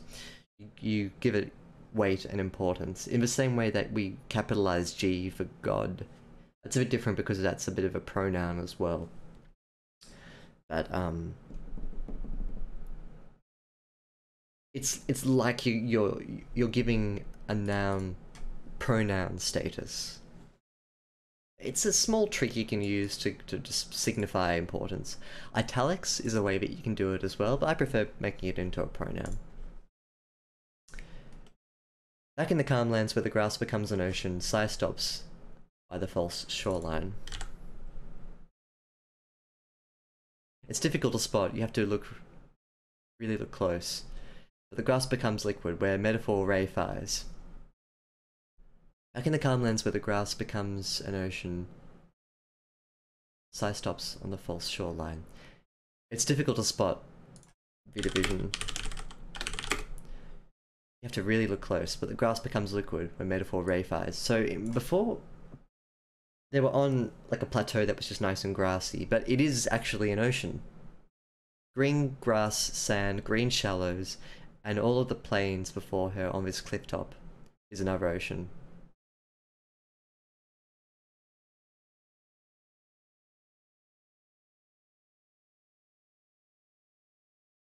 This would be a point at which I could make the world change. Like, it starts to, it just lurches forward and something changes about it.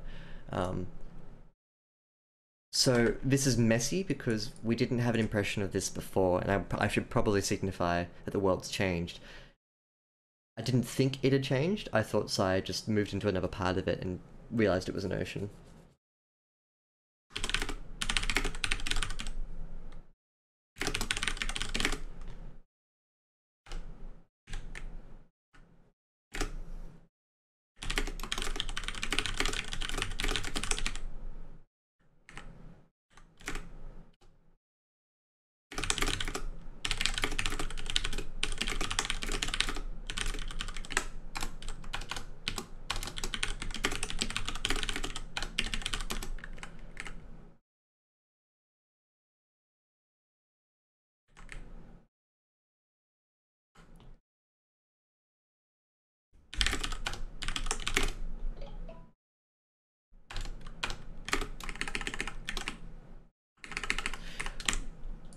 This is a cool word. Let me plug in a Google definition for you. It's to make something abstract concrete. This is exactly what's happened. In the last scene, look, is this important? It's kind of cool though. Sai was on a very grassy, calm area, and it was like an ocean. I dropped a lot of ocean sea metaphors in there. But when Sai turns away from the boss and walks away, the world snaps and changes, which is a new thing. And in its place is left like an actual green ocean made of grass.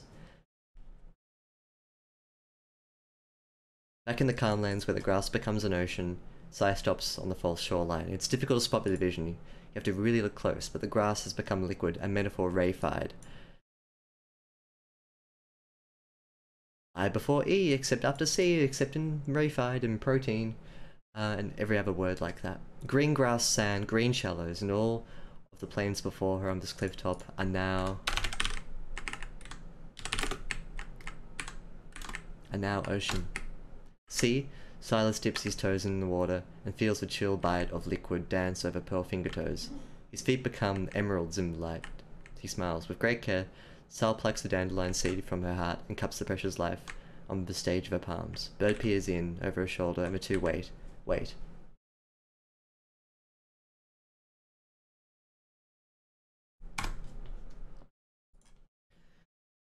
There were two ideas in this paragraph, and I separated them out then into two different phrases. Life swells, like a hologram, a little spectre rises in a plume of light from the seed. It stands a full finger span tall, comma, all light and ghostly, comma, but with the distinct shape of a child. Boy opens his eyes and looks around, stares direct at Sai. When he speaks, his voice comes distorted and digital, yet familiar. Oh, I found you. Are you okay? Shriram nods yes and smiles back wide. My parents are here with me, and my sister too. But not the full versions, though, just little memories. Maybe it's the best we can hope for. I hope you don't feel as though I tricked you. A little shake of the head. Sai guesses, how many times have you gone searching for them in the ocean? I don't remember. Maybe the frog takes that memory every time, and I just end up circling over and over and over. Maybe so. Sai brings the hologram closer and murmurs. Bird doesn't like me giving false hope to people. I agree, I think it's a cruel thing to do. But maybe together we can work our way through this world and try to find what is precious to us. You've got the added advantage of being a stable piece of rock, so dying would be pretty difficult. It's not so fun being a rock, but Shriram smiles. He beams really. Into the hologram steps the spectre of a child's sister, all bright in boy clothes, hair short, and she comes in beside the boy for a hug. Hey brother. Make it more personal. They exchange a few words in a language Sai does not understand. Shriram pulls the girl into his side and says to Bird and the Pearl Thing, I've made a good start. So let's see what other memories I can find to piece together my old life. Where I go, you go. Sai nods. Thank you, Silas. Thank you, Bird. And the hologram dies. Sai reattaches the floof ball to her heart and leans forward, brings her knees up a little, and watches the lap of the ocean eat her ankles. Need to check something? Is Sai sitting down?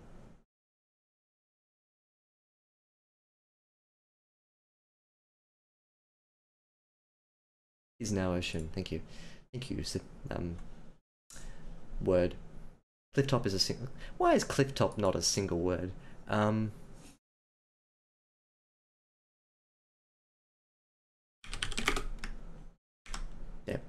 Now Silas is sitting down. It's important to keep track of where your characters are. Are they sitting down? Are they standing up? Keep it consistent. Floof is a modern word. Does it have a dictionary definition right now? Is it one of those words that's going to be added in? Nope. It's a brand name. Okay, of like that micro sand thing. Wiktionary has an entry for floof. Ah, it must be a word then. This is kind of cool. Let me link you to it. Hang on. You wanna... The definition of floof. Possibly a deliberate mispronunciation of fluff. A back formation from floofy, or a blend of fluffy, fluff, plus poof, which is floofy. The verb. Fluff is the verb, like to fluff something up. Floofy is a related term. Floof. That's cool. It's a back formation is a term formed by removing an apparent or real prefix or suffix from an older term. Fluff, floof, or fluffy, floof. Sort of. It's not quite a back formation. Cool. That is cool. Yeah. How about this for a segue? You know what else is cool? Popping over to my Discord channel and saying hello. Pop over to my Discord channel and say hello. We're terrible people. We're all angry and salty. We're not welcoming at all. Come and say hello. Yeah, and also actually, if you want to read all of this story in its entirety, I've got the story on a Google Docs pinned in the Discord. So in all seriousness, please come over and you can read the story for yourself and say hello.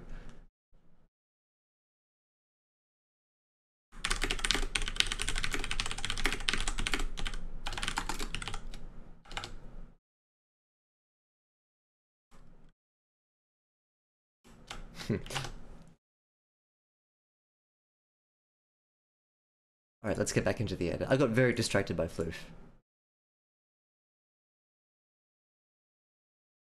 This is gonna change. This has been irking me, this part here. Bird Edere, I didn't expect it to end this way. You must be some sort of savant if you can spot patterns in this world.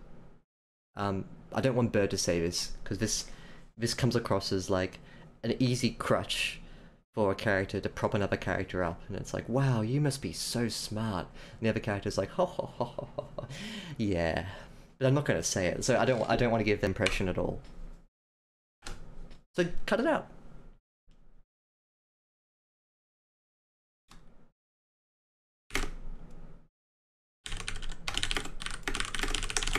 There, I thought we were going to die, and so that is something I need to work on. Ooh, that's a great suggestion. Turn suggesting to viewing to see the unedited, raw version.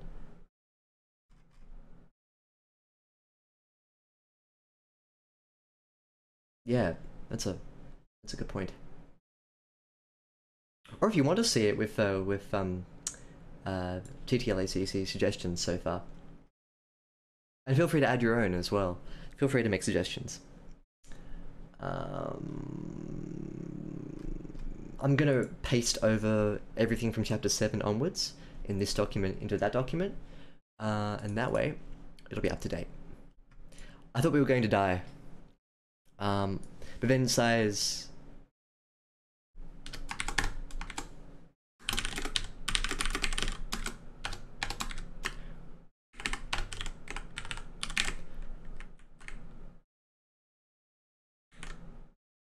why would a bird offer his help to me?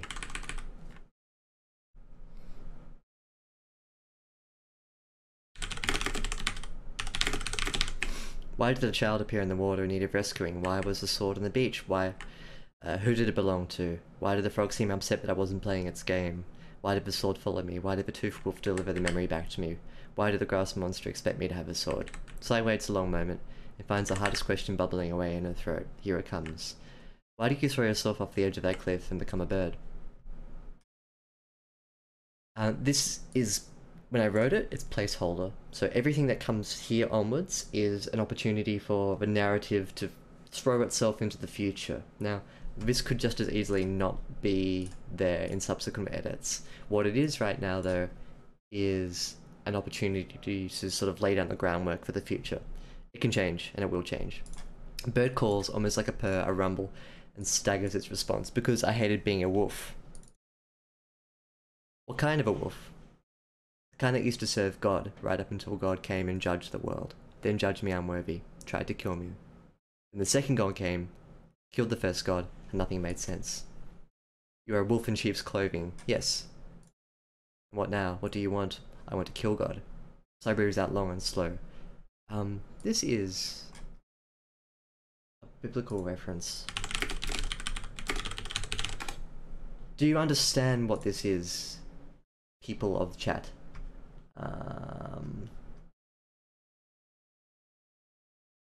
Like, it's a modern idiom, in as much as it is very old, too. So like, a wolf in sheep's clothing is a pretender who infiltrates a weak group and takes them over, or subverts them, or controls them. In a in a biblical sense, it's different. It's more about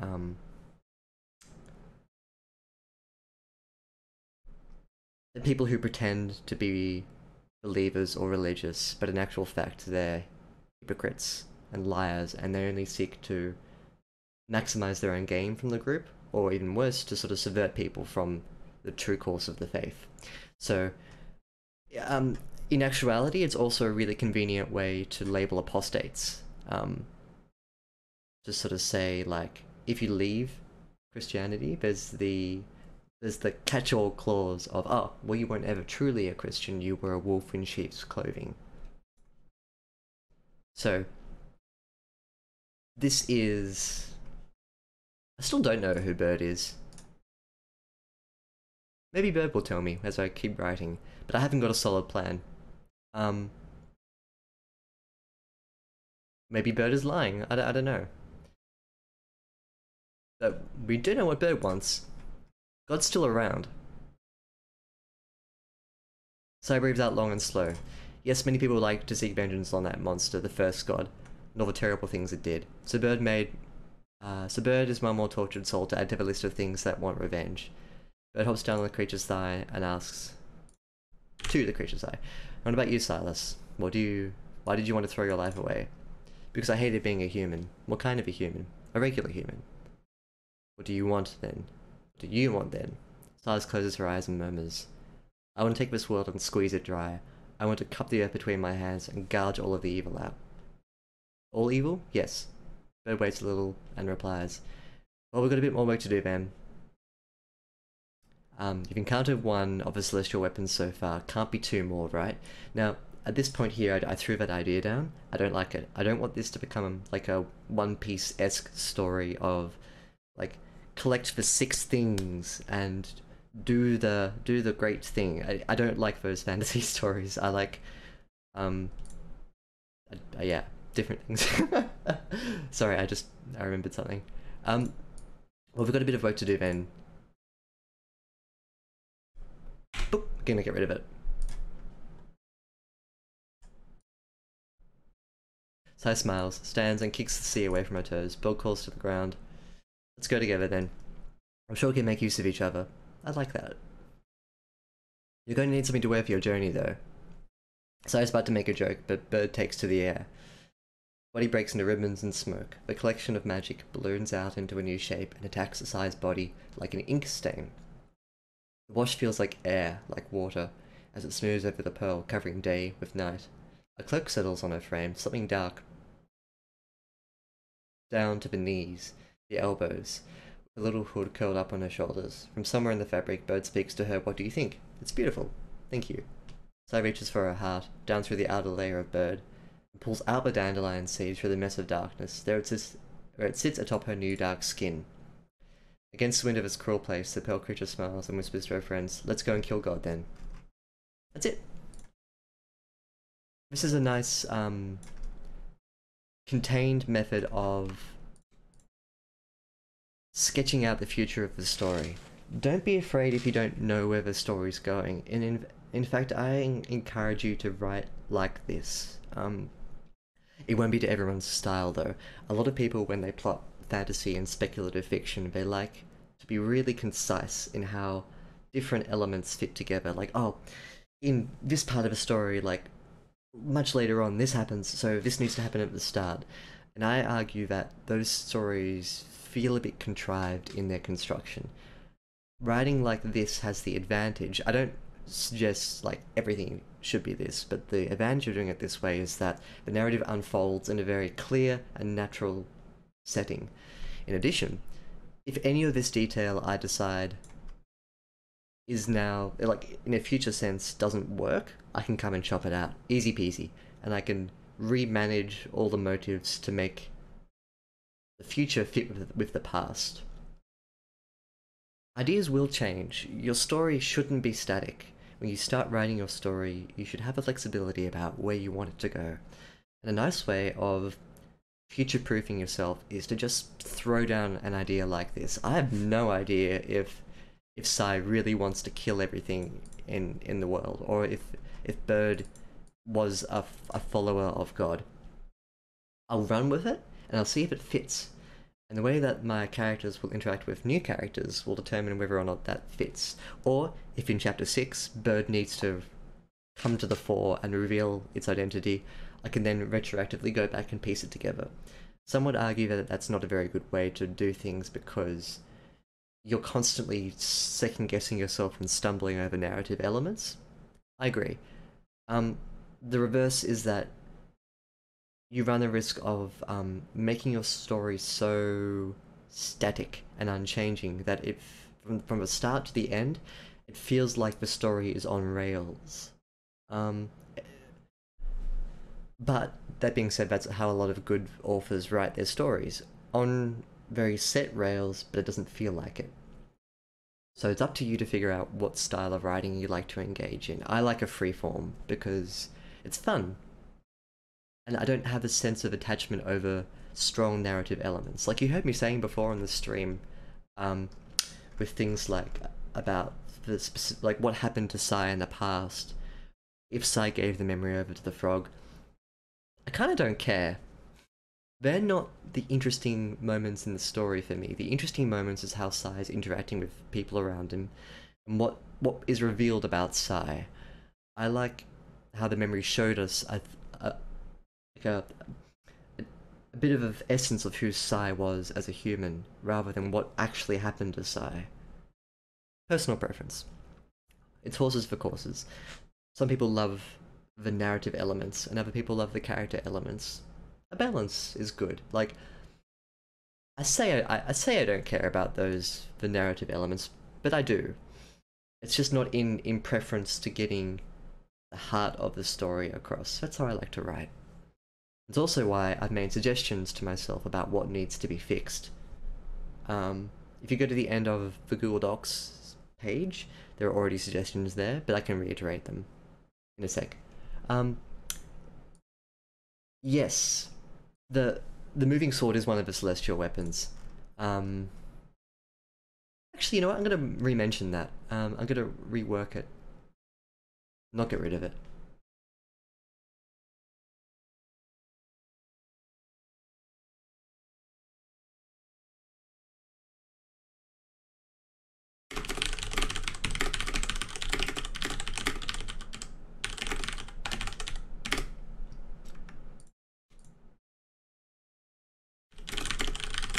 Because what I originally had, going back to the draft here on Google Docs, you've encountered one of the celestial weapons so far, can't be too many more, right? So, a bit of work to do then. I think you'll be seeing a few more sessions in the future.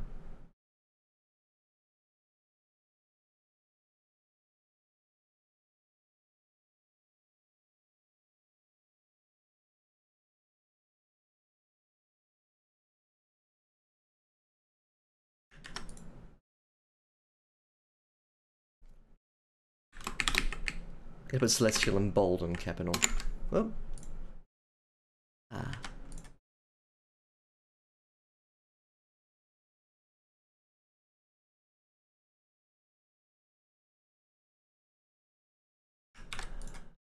Here's what I had before. Ooh. No. Yes. You've encountered one of his list weapons so far, can't be too many more, right?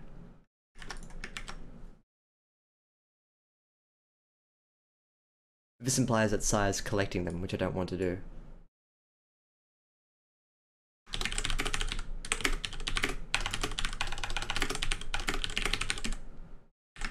Yeah, that's better. Maybe Sai just needs one. I don't know. Whatever. In a future, part 2 is going to introduce a second one that bleeds into part 3, and that's going to be a really unusual weapon. Yeah. Can't wait to write it. And then I can show it off to you guys. Gotta catch them all. Exactly. Yeah, like gym badges, or like the weapons in a shonen manga. You know, it's just, I don't want that. Sai's not a, like, the whole purpose of this part 1 is that Sai doesn't want a weapon that allows him to overreact. But then Sai's motive is, I want to basically kill everything. So Sai is very much like of two minds about it. So understands that the second he has something like that, he'll kill everything. And so in that sense, like, let's go kill God then, is a bit sarcastic in a sense. Like, it's not really what Sai wants. If I want to be a bit smart about that,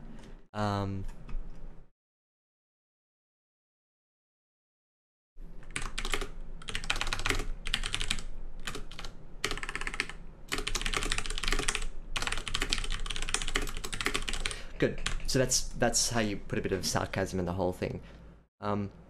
Sai knows what Sai wants. Sai wants to just wipe everything clean. But she also knows that that comes with a terrible cost as well, as was demonstrated in Sai's memory as a child, when Sai wiped away the evil in front of her eyes and did so in a way that only created more evil. I mean, when you knock someone's molars out, that's pretty intense. So Sai has this weird conflicted motive. I'll work on this because I think that's actually quite good. But I need to structure it and write it in a way that the reader, you guys, understand that this isn't a typical collect them all, kill the evil piece of fantasy. Um, it reminds me a bit of I still have this here beside me from when I showed it off last time, but it reminds me of Cashew Sins. Am I showing this off properly? Whoop. Which is a really good story about what happens if you give someone a crazy amount of power. Um, Bad things happen if you give someone good a crazy amount of power. Um, and just yeah, wow, that anime, it's a really good one because it's kind of the complete opposite to like your Gurren Lagann style adventure. It's about being very careful with what you do with the responsibilities you have. Yes, I think so. I mean, Cashman's naked in the sense that it's a robot and it's wearing this weird sort of suit. I think Sai is just Sai. Well, being naked means you don't have clothes, right? And so animals are naked. But for a human thing to be naked, we tend to think first and foremost of like the things that aren't covered up. But because Sai has a very indeterminate sex body, Sai doesn't have anything that you could look at and confuse for male and female. Um, but Sai's probably more feminine because of just the sort of, I guess in my head, Sai's quite lithe. Um, but I probably need to put that description in up there. But hey, it's all good because Sai's got a black cloak now, so you don't have to worry. But gender switching is something that I'm thinking about as well. Again, I threw that in because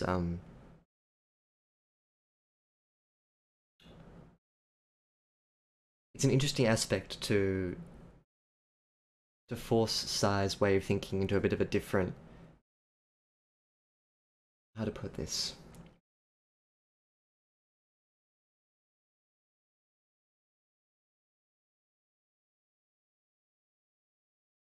A part of me thinks it's to teach Sai a lesson.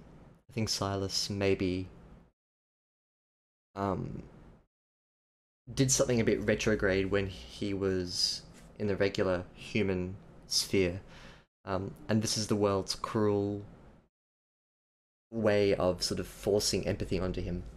But I think that I don't like devices like that where it sort of bashes characters over the head for not being empathetic. Um, so in the same way that like I don't like stories where, in order to um, portray a positive light around things like gay rights, you have this in a world where everyone's homosexual and there's one heterosexual and everyone's like, oh, you're heterosexual, that's horrible, how do you do like those sorts of lazy reversals. I think is not a very strong or convincing way to develop empathy in readers. So in the same way, I'm hesitant to sort of make a point about any sort of intersex or trans issues that way. I think what I'm doing instead is reconfiguring how Sai understands himself as a living thing. And I think stripping Sai's gender and sex away will probably serve a purpose later on when Sai starts to encounter new people, and I think chapter 2 is going to be pretty important for that, where Sai um, starts reacquainting himself with people he used to know, and also meets new people who don't know what Sai is. So it's going to be very interesting. But why does it happen? And I think my honest answer is I don't know. But I want to explore it and see what kind of new and exciting possibilities it throws up. I don't think there's like an overarching narrative or a message I'm trying to ram home. I think it's a bit more organic than that.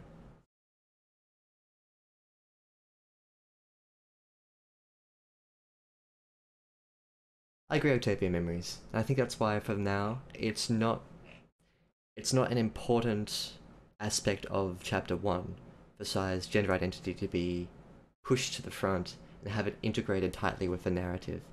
Why it's happening at the moment is just because the world's crazy and it's scouring all normal things away.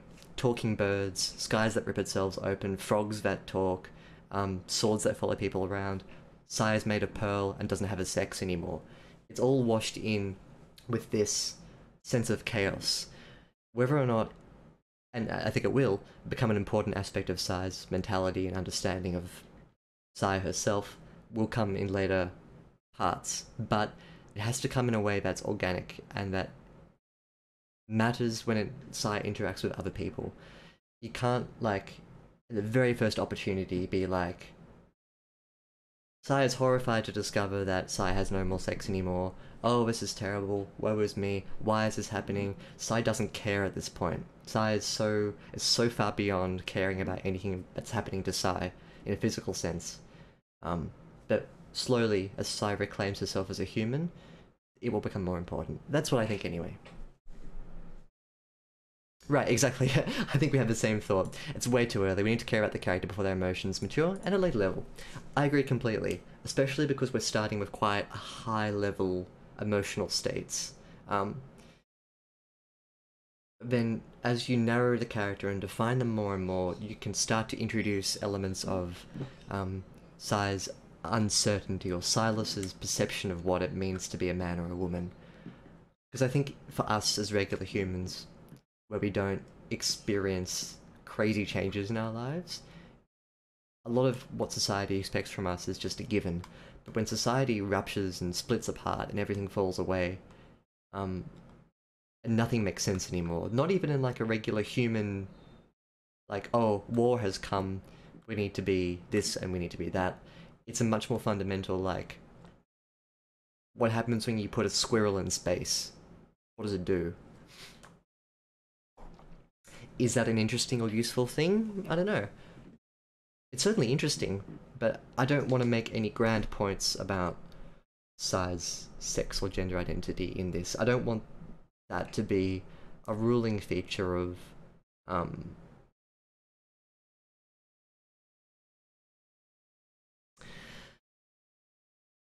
Sai's character development or narrative. I want it to be a feature, but I don't want the whole story to be like one person's journey to gender identity. I don't think that's appropriate. Full stop, actually. I don't. I think that those elements are so important to people that it needs to be treated with a very real level of respect that doesn't suit lazy fantasy style metaphoring. I think, yeah, it deserves to be treated with respect.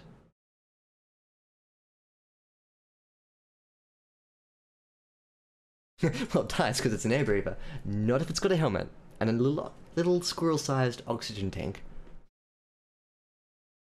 It did because it noob. Mm. Sage words of wisdom. It's dead because it's noob. Cool. What I'll do is I'll paste this Word document over the second half of the Google Docs so you can read an updated version. Let me know what you want. You can do the line edits, you can fix the spelling. Developmentally, I'd love to have your feedback too about what you feel is happening in this story. Is it engaging? Is it boring? Is it too lavish? Is it overridden? Is it overblown? I want general picture feedback in as much as I want line by line stuff. Line by line stuff I can fix up and work on over and over and over again myself. Not to say that it's not useful. I think it's extraordinarily useful for me to know where my shortcomings are. So in addition to that, I'd like a bit of developmental feedback as well. That'd be great. Thank you. Also a good point, but the lungs are small as well. You gotta remember it's all a sense of scale. I don't know exactly how long because I don't know how much oxygen is in an oxygen tank and I don't know how much oxygen squirrels consume. These are very important questions that I hope to answer one day. Cool. Thank you for joining me for this edit. I was concerned that I was showing this off too early, but I'm glad that I did it because it's made me really think about what this story is, and then it's not just a wash of like anti-fantasy elements, it's more of a... it's made me really think about what's coming next and how I need to structure Sai's character. So I've really loved doing this. Thank you for indulging me, thank you for being here with me and for all of your wonderful suggestions and feedback. I will show you more when I have more. And I guess until then, I will be editing other people's work. So if you've got a story that you want me to edit, want me to look through, send it through to my email, and I will queue you up. I've got someone to stream on Thursday, but it's a very short story, so I need another story. But I will just search on Reddit too. I'll prowl through all the different subreddits looking for things to edit. I didn't consider that, Octavia Memories. I'm glad you're here to give me wonderful suggestions like that. Cool.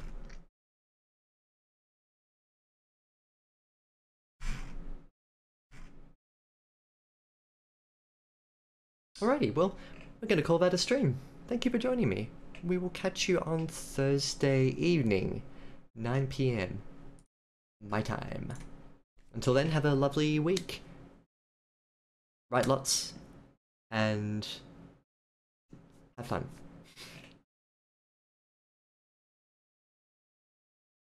Hey, says Octavia Memories, should I linger around? Maybe?